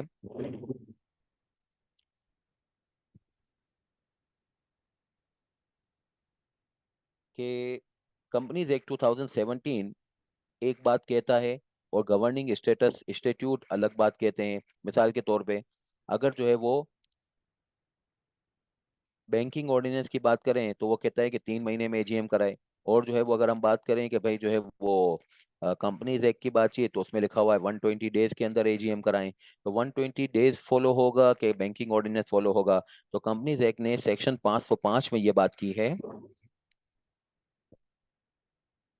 ये 505 में लिखा हुआ है। ये 505 में ये बात लिखी हुई है कि अगर जो है वो इनकंसिस्टेंसी हो between the governing statute and between the companies act, तो उस सूरत हाल में आपको कौन सा जो है वो बहरहाल लॉ फॉलो करना चाहिए, आपको जो है वो गवर्निंग स्टेट्यूट फॉलो करना चाहिए। ये क्या लिखा हुआ है, companies act shall apply but in case of inconsistency the separate enactment to mean the governing enactment will be applicable. Bank के केस में अगर बैंकिंग ऑर्डिनेंस एक बात कहता हो और कंपनीज एक बात कहती हो और दोनों में टकराव हो जाए तो बैंकिंग ऑर्डिनेंस फॉलो होगा। इंश्योरेंस कंपनी के केस में अगर इंश्योरेंस कंपनी का ऑर्डिनेंस अलग कहता हो, बैंक कंपनीज एक्ट अलग बात कहता हो, तो इंश्योरेंस ऑर्डिनेंस फॉलो होगा। अब जो है वो जैसे मिसाल के तौर पे आपको कंपनीज एक्ट में मिलेगा, उसमें लिखा हुआ है कि भाई लिस्टेड कंपनीज का जो फाइनेंशियल स्टेटमेंट का फॉर्मेट होगा वो फोर्थ स्केड्यूल के थ्रू बनाइएगा, और जो अनलिस्टेड कंपनी होगी उसका फाइनेंशियल स्टेटमेंट का फॉर्मेट जो है वो आप बनाइएगा फिफ्थ स्केड्यूल के तहत। मगर बैंक और इंश्योरेंस जो है उनका फाइनेंशियल स्टेटमेंट का फॉर्मेट तो फोर्थ और फिफ्थ स्केड्यूल के थ्रू है ही नहीं। वो इसलिए नहीं है कि जब बैंकिंग ऑर्डिनेंस को और इंश्योरेंस ऑर्डिनेंस को देखते हैं तो उसमें लिखा हुआ है कि हमारा फाइनेंशियल स्टेटमेंट जो है हमारे लॉ के सेकंड स्केड्यूल के तहत होगा। बैंकिंग ऑर्डिनेंस में भी ऐसा ही है और इंश्योरेंस में भी ऐसा ही है कि उनके अलग जो है वो फाइनेंशियल स्टेटमेंट के फॉर्मेट्स हैं। तो फिर हम क्या करें, अब हम ये करेंगे कि बैंक और इंश्योरेंस के लिए हम फाइनेंशियल स्टेटमेंट का फॉर्मेट जो है वो इनके सेपरेट इनेकमेंट से यानी कि बैंकिंग और इंश्योरेंस ऑर्डिनेंस से ही देख लेंगे, कंपनीज एक्ट से नहीं देखेंगे। ये किसने हमें कहा, कंपनीज एक्ट ने कहा। कंपनीज एक्ट ने कहा कि हमारे तहत बच्चे बने हुए हैं, यानी कि ये कंपनियां भी हमारे तहत ही बनी हुई हैं, मगर इन कंपनियों को हम जो है वो बहरहाल मुश्किल में नहीं डालना चाह रहे। इनका जो सेपरेट इनेकमेंट है, इनका गवर्निंग लॉ है, वो अगर जो है वो बहरहाल एक सेपरेट जो है वो मेथोडोलॉजी प्रोवाइड कर रहा है गवर्निंग से मुतालिक, तो हम अपने आप को सरनगू कर रहे हैं, हम अपने आप को सरेंडर कर रहे हैं। अब आप सेपरेट इनेकमेंट को ही फॉलो कर लीजिएगा। अब इसके ऊपर छोटी सी एक जो है वो मैं आपको एक्टिविटी कराऊं, वो देखिए।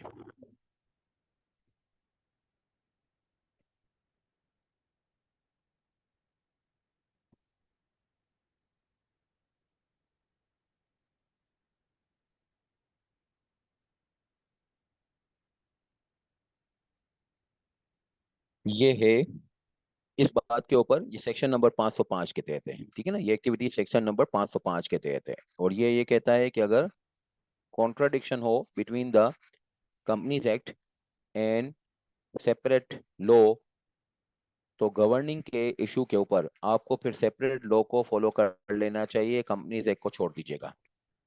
Under section 35(2) of banking ordinance में ये लिखा हुआ है, 1962 का जो बैंकिंग ऑर्डिनेंस है, कि ऑडिटर बैंकिंग कंपनी का होगा वो for a period of 3 years के लिए होगा। होगा तो वो हर साल एजीएम में अपॉइंट होता है, मगर एक बहरहाल उसको 3 साल तक मुसलसल सालों तक कंटिन्यू रखिएगा।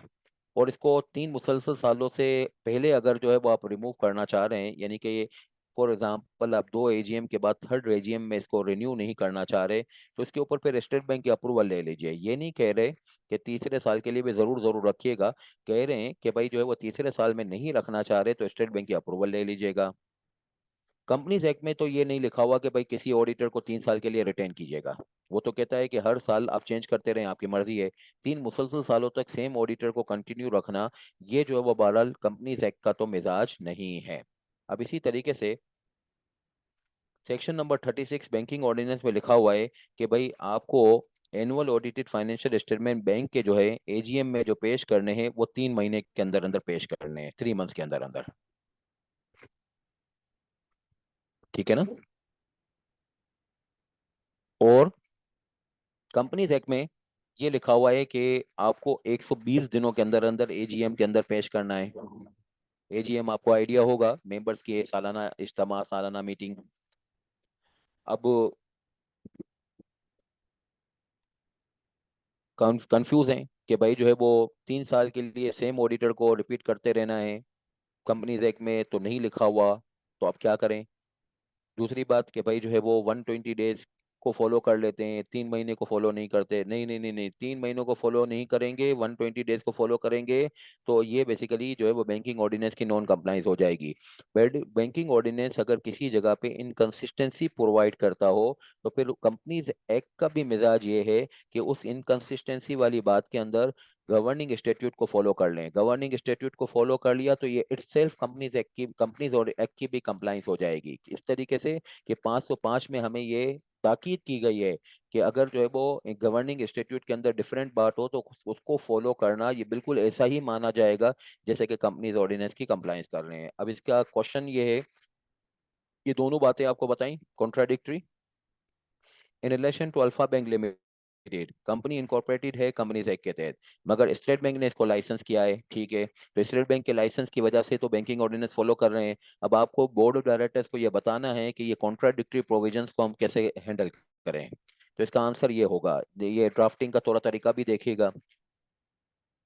थोड़ा सा क्वेश्चन का बैकग्राउंड समराइज कर दिया कि इनकॉर्पोरेट हुई है कंपनीज ऑर्डिनेंस के तहत और गवर्न हो रही है बैंकिंग ऑर्डिनेंस के तहत, तो फिर जो है वो ये कंसर्न जो है वो रेज होना चाहिए जो है वो उस सेक्शन 505 के तहत। सेक्शन 505 में वही लिखा हुआ है जो अभी मैंने एक लाइनर के अंदर बताया था कि इनकंसिस्टेंसी हो तो सेपरेट लॉ को फॉलो करना चाहिए।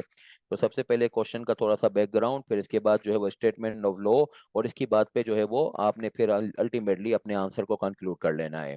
In pursuance of Section 505 of the Companies Act, the Act will be applicable, यानी Companies Act will be applicable जब वो इनकंसिस्टेंस नहीं हो। अब जैसे मिसाल के तौर पे जो मैंने अभी आपको थोड़ी देर पहले भी बताया था कि आपको जो है वो अपने मेंबर्स की कवाइद जो है वो एसईसीपी को सबमिट कराने होते हैं, जिसको एनुअल लिस्ट ऑफ मेंबर्स कहते हैं या एनुअल रिटर्न कहते हैं।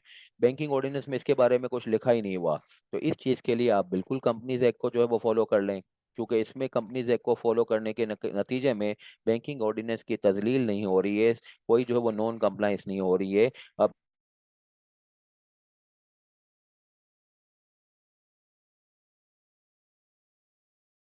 इसके ऊपर जो है वो बहरहाल कंपनीज एक्ट को फॉलो करने में कोई हर्ज नहीं है, क्योंकि अगेन जो है वो कंपनीज एक्ट की कंप्लायंस के नतीजे में बैंकिंग ऑर्डिनेंस की कोई नॉन कंप्लायंस नहीं हो रही है। इसी तरीके से एजीएम का नोटिस जो है वो अखबार में शाये करना, तो उसके ऊपर जो है वो लिस्टेड बैंक होगा तो अखबार में शाये करने के ऊपर अगेन जो है वो कंपनीज ऑर्डिनेंस की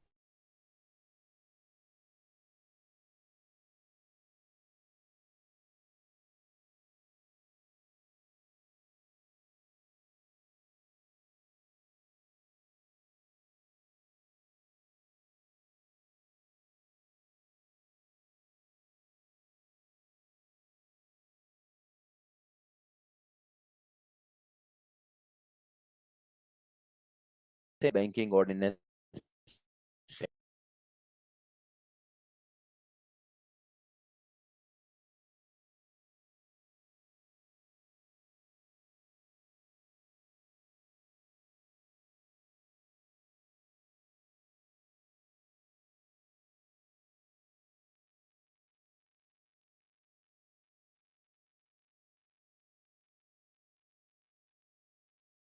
अच्छा, ये क्या सवाल पूछ रहे हैं?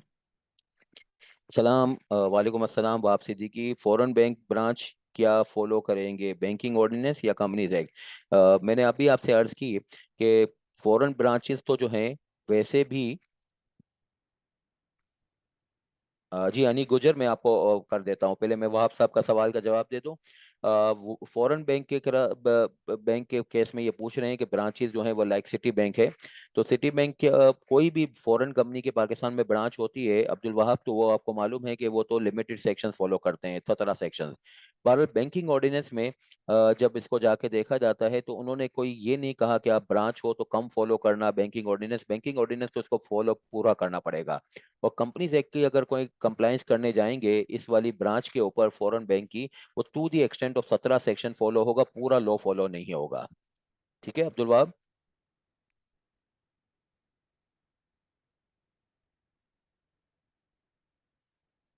बिलाल क्या कह रहे हैं, बिलाल का बीसीओ? अच्छा, काइंडली रिपीट कर दें, वीडियो डिस्कनेक्टेड। जी अनी गुजर मैं ये कह रहा था कि आपने शायद ये वाला सवाल का जो है वो मुझे पूछा है कि रिपीट कर दूं मैं, तो मैं दोबारा से रिपीट कर देता हूँ। The question which we I was discussing about कि भाई कंपनीज एक्ट जो है वो is providing something else than what has been contain in the banking ordinance. There are two matters which I have referred to you. In both of the situation, if we will be following the Companies Act, then there will be the non-compliance about the banking ordinance. In that situation जो है वो आपको फैसला कैसे करना होगा? The फैसला would be in the light of the section 505 which itself providing a situation कि अगर Companies Act में और सेपरेट गवर्निंग इंस्टीट्यूट में कोई कॉन्ट्राडिक्टरी सिचुएशन आ जाए, तो उस सूरत हाल में आप कॉन्ट्राडिक्टरी सिचुएशन को यानी कि सेपरेट गवर्निंग इंस्टीट्यूट को फॉलो कर लीजिएगा, कंपनीज ऑर्डिनेंस को छोड़ दीजिएगा. ये बेसिकली एक जो है वो लड़ाई का तस्वीर था. दो कानून दोनों ही मुल्क के बने हुए हैं. अब जो यूजर है वो परेशान. तो जो इन सब के अंदर जो सबसे वास्ट लॉ है वो बेसिकली कंपनीज एक्ट का कानून है, जो कि बहुत सारी कंपनियों के ऊपर अप्लाई होता है. तो ये जो बैंक है, ये बहरहाल बैंकिंग ऑर्डिनेंस को फॉलो कर ले, कंपनीज एक्ट को टू दी एक्सटेंड छोड़ दे जहां पे इनकंसिस्टेंसी है. मगर इसका मतलब ये नहीं है कि बैंक जो है वो कंपनीज एक्ट को बिल्कुल ही छोड़ दे. ये लिखा हुआ है कि टू दी एक्सटेंड जो है वो आपको छोड़ना पड़ेगा कि जहां पे जो है वो इनकंसिस्टेंसी हो. मैंने आपको एग्जांपल दी. If there is the requirement of filing the annual list of members, then the bank will also be obliged to file the annual list of members although it is not contain in the banking ordinance के भाई annual list file करनी चाहिए SCCP के पास.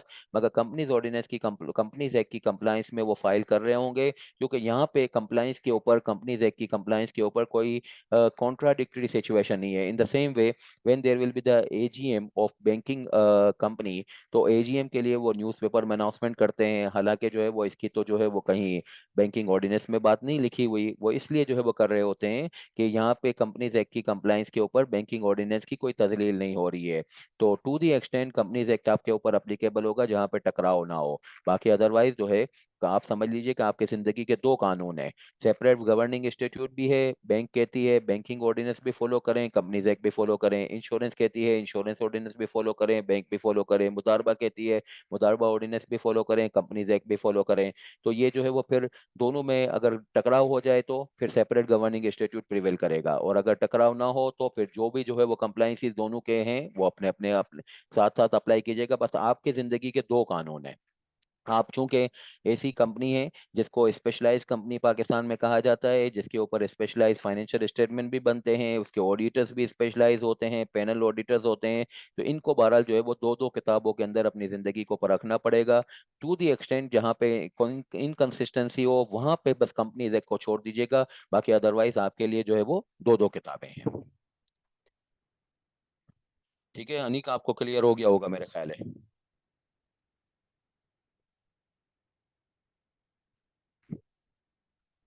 चले अब अगली बात आपसे करते हैं.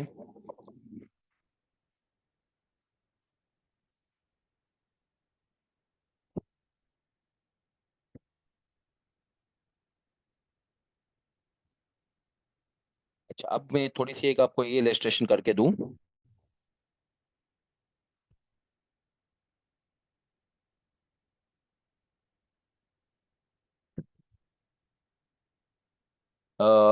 कॉन्सेप्ट ऑफ डेलीगेटेड लेजिस्लेशन क्या होता है, मतलब इसका कोई कॉन्सेप्ट थोड़ा सा देना इसलिए मकसूद कि शायद इसके ऊपर कोई अलग से सवाल कहीं इधर उधर पूछ ले आपसे.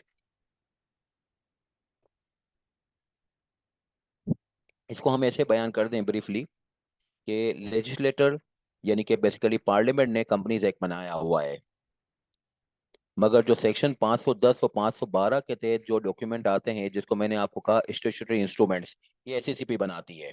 उसके ऊपर मैंने आपको बताया कि उसके 6 नाम होंगे: prudential regulation, circular, guidelines, code वगैरह.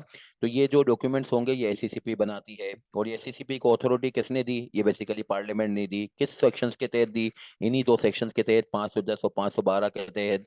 तो इन वाले डॉक्यूमेंट्स को, जो कि स्टेचुटरी इंस्ट्रूमेंट्स है, ये वाले डॉक्यूमेंट जिंदगी में जो है वो कहलाते हैं सेकेंडरी लेजिस्लेशन या delegated legislation.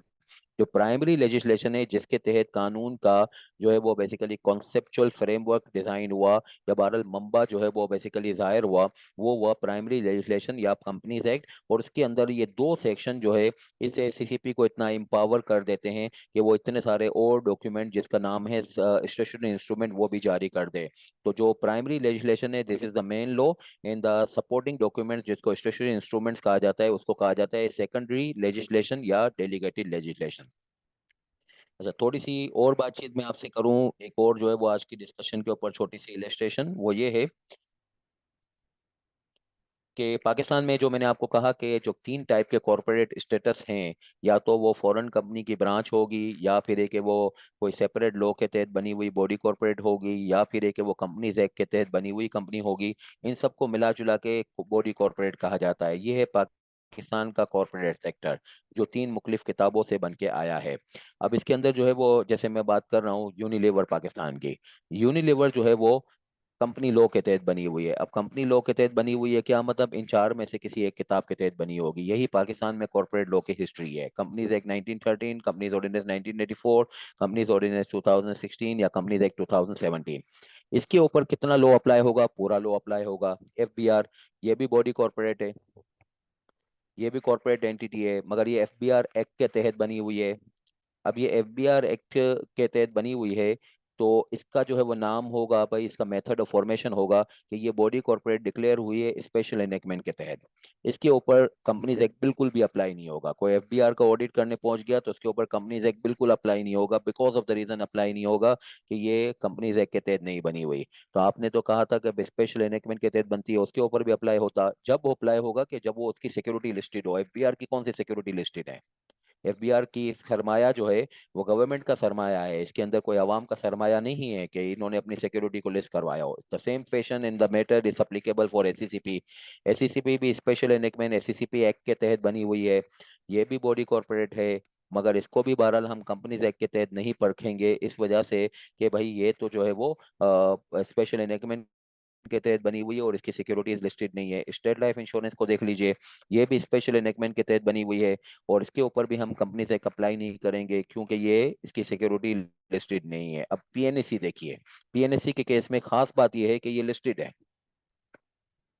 पीएनएसी Pakistan national shipping corporation, इसके शेयर्स लिस्टेड हैं स्टॉक एक्सचेंज में। अब इसके स्पेशल एनेकमेंट के तहत बनने होने के बावजूद भी हम इसके ऊपर जो है वो, अनलाइक द अदर्स, हम यहाँ पे जो है वो कंपनीज एक्ट फॉलो कर रहे होंगे, मगर लिमिटेड सेक्शंस फॉलो कर रहे होंगे। और लिमिटेड सेक्शन जो फॉलो कर रहे होंगे वो कौन कौन से हैं, वो अभी मैंने आपको गिनवाए। उसके अंदर जो है वो 130 है जो कि एनुअल लिस्ट ऑफ मेंबर से मुतालिक है, 132 है जो एजीएम से मुतालिक है, 220 से 239 तक है जो कि बेसिकली जो है वो अकाउंटिंग रिकॉर्ड्स और फाइनेंशियल स्टेटमेंट से मुतालिक बातचीत है, 247 से 267 और 270 और 271 जो कि ऑडिट और इन्वेस्टिगेशन से मुतालिक है, वो सेक्शंस अप्लीकेबल होंगे। अच्छा, और ये जो है वो आईबीएम जो ब्रांचेस हैं पाकिस्तान में, आईबीएम आईएनसी यूएसए की, यूएसए में बनी हुई इनकॉर्पोरेटेड कंपनी है, उसके पाकिस्तान में ब्रांच है। ये फॉरेन लॉ के तहत बनी हुई है। इसके ऊपर हम पाकिस्तान में कंपनीज एक्ट जो अप्लाई करेंगे वो लिमिटेड वे में अप्लाई करेंगे। वो लिमिटेड वे में क्या है मतलब? खाली जो है वो 17 सेक्शंस। आइडियली तो इनको कंपनीज एक्ट में आना ही नहीं था। ये कंपनीज एक्ट में आना चाहते तो ये यूनिलीवर ग्रुप की तरीके से सब्सिडरी बना लेते। सब्सिडरी बनाई तो पूरा लॉ अप्लाई हो गया। इनको पाकिस्तान में सब्सिडरी बनाने के ऊपर क्यों नहीं आना था? इस वजह से कि वो चाहते थे कि ये कंपनीज एक्ट की मगजमारी में हम नहीं पड़ना चाह रहे। फिर भी एससीसीपी ने जबरदस्ती इनको अपने नरगे में ले लिया, घेरे में ले लिया कि 17 सेक्शन तो फिर भी आपके ऊपर अप्लाई होंगे। और 17 सेक्शंस के अंदर जो मोस्ट प्रोमिनेंट हैं वो आप लोगों की जो कैरियर और प्रोफेशन से मुतालिक ही हैं, वो है अकाउंटिंग और ऑडिट से मुतालिक। ये 17 सेक्शन तो आपके ऊपर अप्लाई होंगे। तो पाकिस्तान में जब भी आप किसी जगह पे ऑडिट पे जाते हैं तो ट्रस्ट के ऊपर भी आप कंपनीज एक अप्लाई करना शुरू कर देते हैं। सोसाइटी के ऊपर मुझे फोन कर रहे होते हैं, सर आपने तो ये कहा था इधर अप्लीकेबल नहीं हो रहा। तो बहरहाल आपने आज की ये क्लास को बहुत अच्छे तरीके से समझ लेना है। इससे फिर आप लोगों की जो है वो खुदा न खास्ता जो है वो इज्जत पे फर्क आता है, फिर आपके प्रोफेशन के ऊपर फर्क आता है। आप जो है वो बेसिकली जो है वो अपनी फील्ड के माहिर माने जा रहे होते हैं। बहरहाल आप हैं तो ऑडिट ट्रेनी, मगर फिर भी अपने आप को ऑडिटर्स कहते हैं क्लाइंट के सामने। तो एक भरम होता है, एक जो है वो रुतबा होता है, प्रोफेशन का रुतबा आपके ऊपर डिपेंडेंट है। तो आप थोड़ा सा तैयार होके जाएंगे तो आज की क्लास की जो ये वाली बात है ये बहुत अहम है। आप जब क्लाइंटों से डील कर रहे होते हैं, और जो है वो बहरहाल एग्जाम के लिए भी डील बहुत अहम है। आपको कंपनीज एक्ट को पढ़ने का एक जाविया मिल रहा है इससे कि भाई जो है वो यूनिलीवर है तो मैं पूरा लॉ अप्लाई करूं, एफबीआर है तो बिल्कुल भी ये किताब अप्लाई ही ना करूं, और अगर स्टेट लाइफ इंश्योरेंस कॉर्पोरेशन है तो भी अप्लाई ना करूं, मगर पीएनएससी है तो फिर अप्लाई करूंगा। पीएनएससी में ऐसे क्या पढ़ निकल आए? वो स्पेशल एनेकमेंट वाली है, मगर उसके अंदर जो है वो आपको लिस्टेड होने के नाते कुछ सिलेक्टेड सेक्शन अप्लाई करने पड़ेंगे। ब्रांच में जाएंगे, ऑडिट वगैरह कर रहे होंगे, मगर सिर्फ वो 17 सेक्शंस को फॉलो कीजिएगा। उसके अंदर एजीएम और डायरेक्टर्स के नोटिस और डायरेक्टर्स की रिमूवल और ये सारे सेक्शन अप्लाई करेंगे तो सब गड़बड़ हो जाएगी। ये मेज गुल। Sir, body corporate unlisted and foreign investment के केस में limited sections of companies act applicable होते हैं। इसका रेफरेंस कंपनीज एक्ट में है। यस, बिल्कुल। मैंने आपको बताया मेजगुल, ये मैंने आपको बताया, ये देखिए, ये मैंने सेक्शन लिखा है। जो लिमिटेड सेक्शंस जो अप्लाई होते हैं ना, उसकी पूरी लिस्टिंग है 505 के सबसेक्शन नंबर 2 में। 505 के सबसेक्शन 2 में जो लिमिटेड सेक्शंस अप्लाई होते हैं, ये लिखा हुआ है आपको।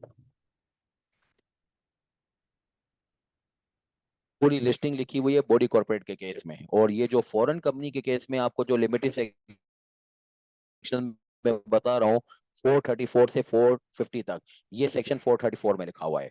तो 434 में इस प्रोवाइडिंग कि आपको फॉरेन कंपनी के ब्रांच के ऊपर 17 सेक्शन अप्लाई करने हैं। और ये जो मैं सेक्शंस बता रहा हूँ, 130, 32, 239, 247, इसकी लिस्टिंग जो है वो इस वाली एंटिटी के ऊपर, जो कि जो है वो बॉडी कॉर्पोरेट और लिस्टेड है, इसकी लिस्टिंग आपको 505 के सबसेक्शन 2 में मिल जाएगी। ये थी हमारी आज की क्लास। अगली क्लास में इंशाल्लाह हम जो है वो कंपनीज एक्ट को जो है वो आपको दिखाने वाले हैं। उसके अंदर मैं आपको बताऊंगा कि उसमें सेक्शंस को कैसे पढ़ा जाता है। और फिर हमारी तरकीब बहरहाल जो है वो अगली क्लास में कुछ हैंडआउट्स भी हैं। और फिर इसके अलावा कंपनीज एक्ट को बाकायदा हम इनोग्रेट करेंगे, उसको पढ़ना शुरू करेंगे। आप कंपनीज एक्ट अरेंज कर लीजिएगा। सॉफ्ट कॉपी आप लेना चाहें आपकी मर्जी, आप हार्ड फॉर्म में लेना चाहें आपकी मर्जी, मगर जो लें आप अपने साथ रखिएगा उसको, सॉफ्ट या हार्ड में।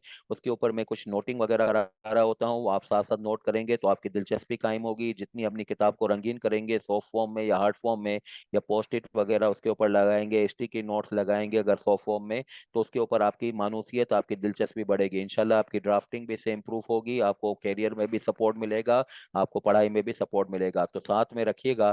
खाली मैंने आपको कहा था कि आप ये कोई म्यूजिक एल्बम वगैरह की तरीके से इसको नहीं चला सकेंगे, थोड़ा सा आपको अपने आप को इन डेप्थ इन्वॉल्व करना पड़ेगा। ये चीज को मैं पिछली क्लास में भी कहा था कि अपने अंदर एब्जॉर्ब करना पड़ेगा। तो जरूर जरूर अपना एक्ट अरेंज कर लीजिएगा। कुछ लोगों ने सवाल किया था कि भाई, अब ये जो अमेंडमेंट्स आपने बताई हैं ये अगर इनकॉर्पोरेट होगी तो हम नया वाला फिर थोड़े दिनों के बाद लें। कोई बात नहीं है, आप अगर अभी वाला भी ले लेते हैं तो आपके लिए 1 साल की उन्होंने फ्री सब्सक्रिप्शन रखी है। दोनों पब्लिशर्स ने, दो ही पब्लिशर हैं, तो दोनों ने बहरहाल फ्री सब्सक्रिप्शन रखी हुई है।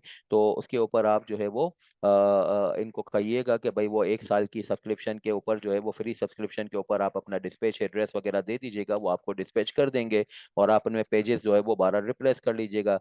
ये बेसिकली लूज लीफ मैकेनिज्म है, उसके अंदर वो क्लिप लगा होता है, उसके थ्रू आसानी से रिप्लेस हो सकते हैं। अब ये 2 महीने तक अगर वो छापते रहे अमेंडमेंट्स को, और इसके ऊपर आपकी इतनी सारी पढ़ाई निकल जाएगी तो वो काफी नुकसान हो जाएगा। तो आप इसको अरेंज कर लीजिएगा।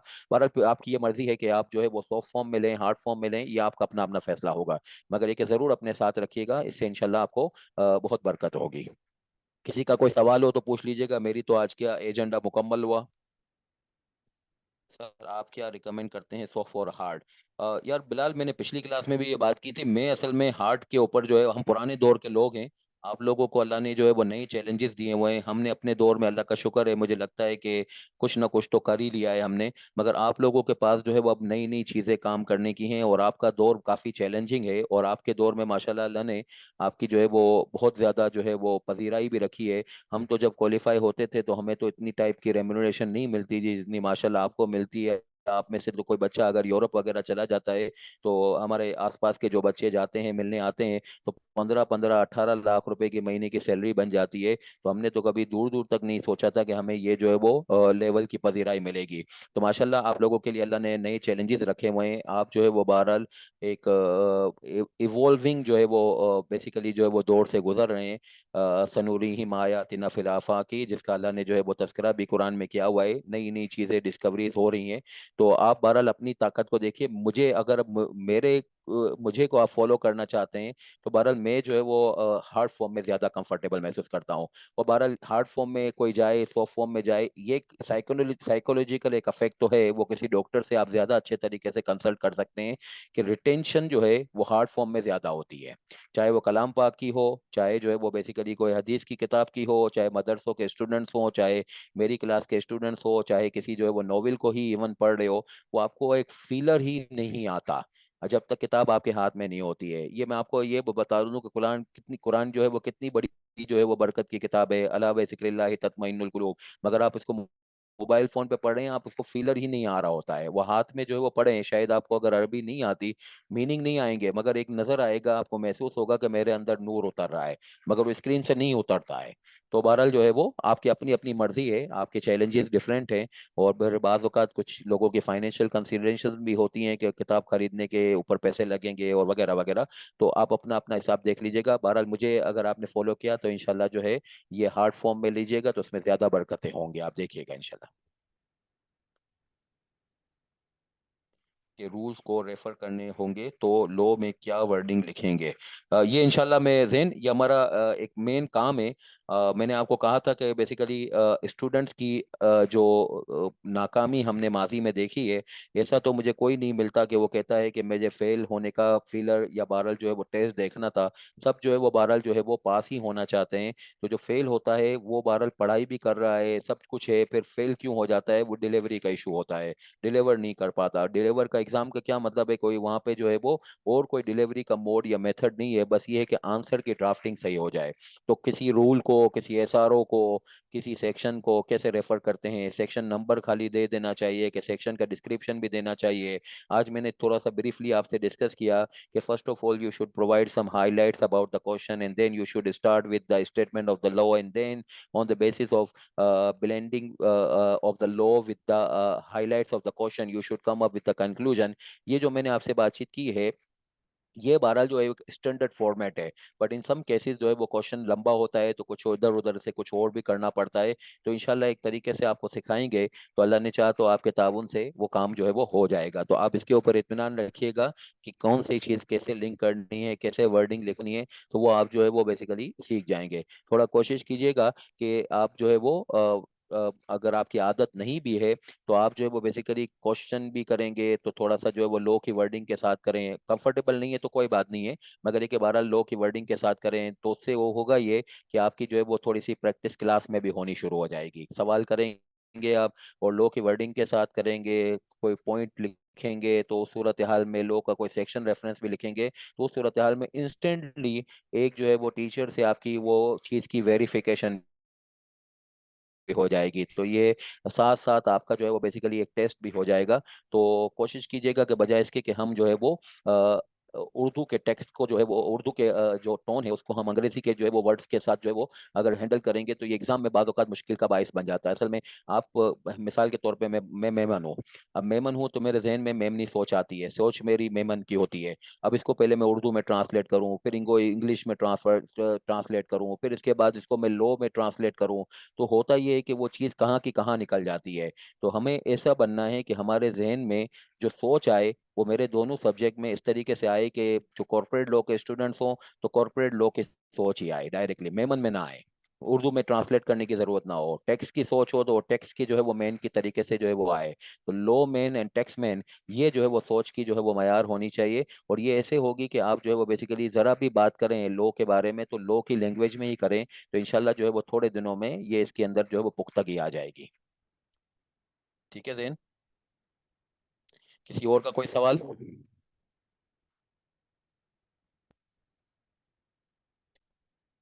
नहीं है, चले इंशाल्लाह अगली क्लास में मुलाकात करते हैं। आप एक्ट वगैरह अरेंज कर लीजिएगा, मुलाकात करते हैं। अल्लाह हाफिज।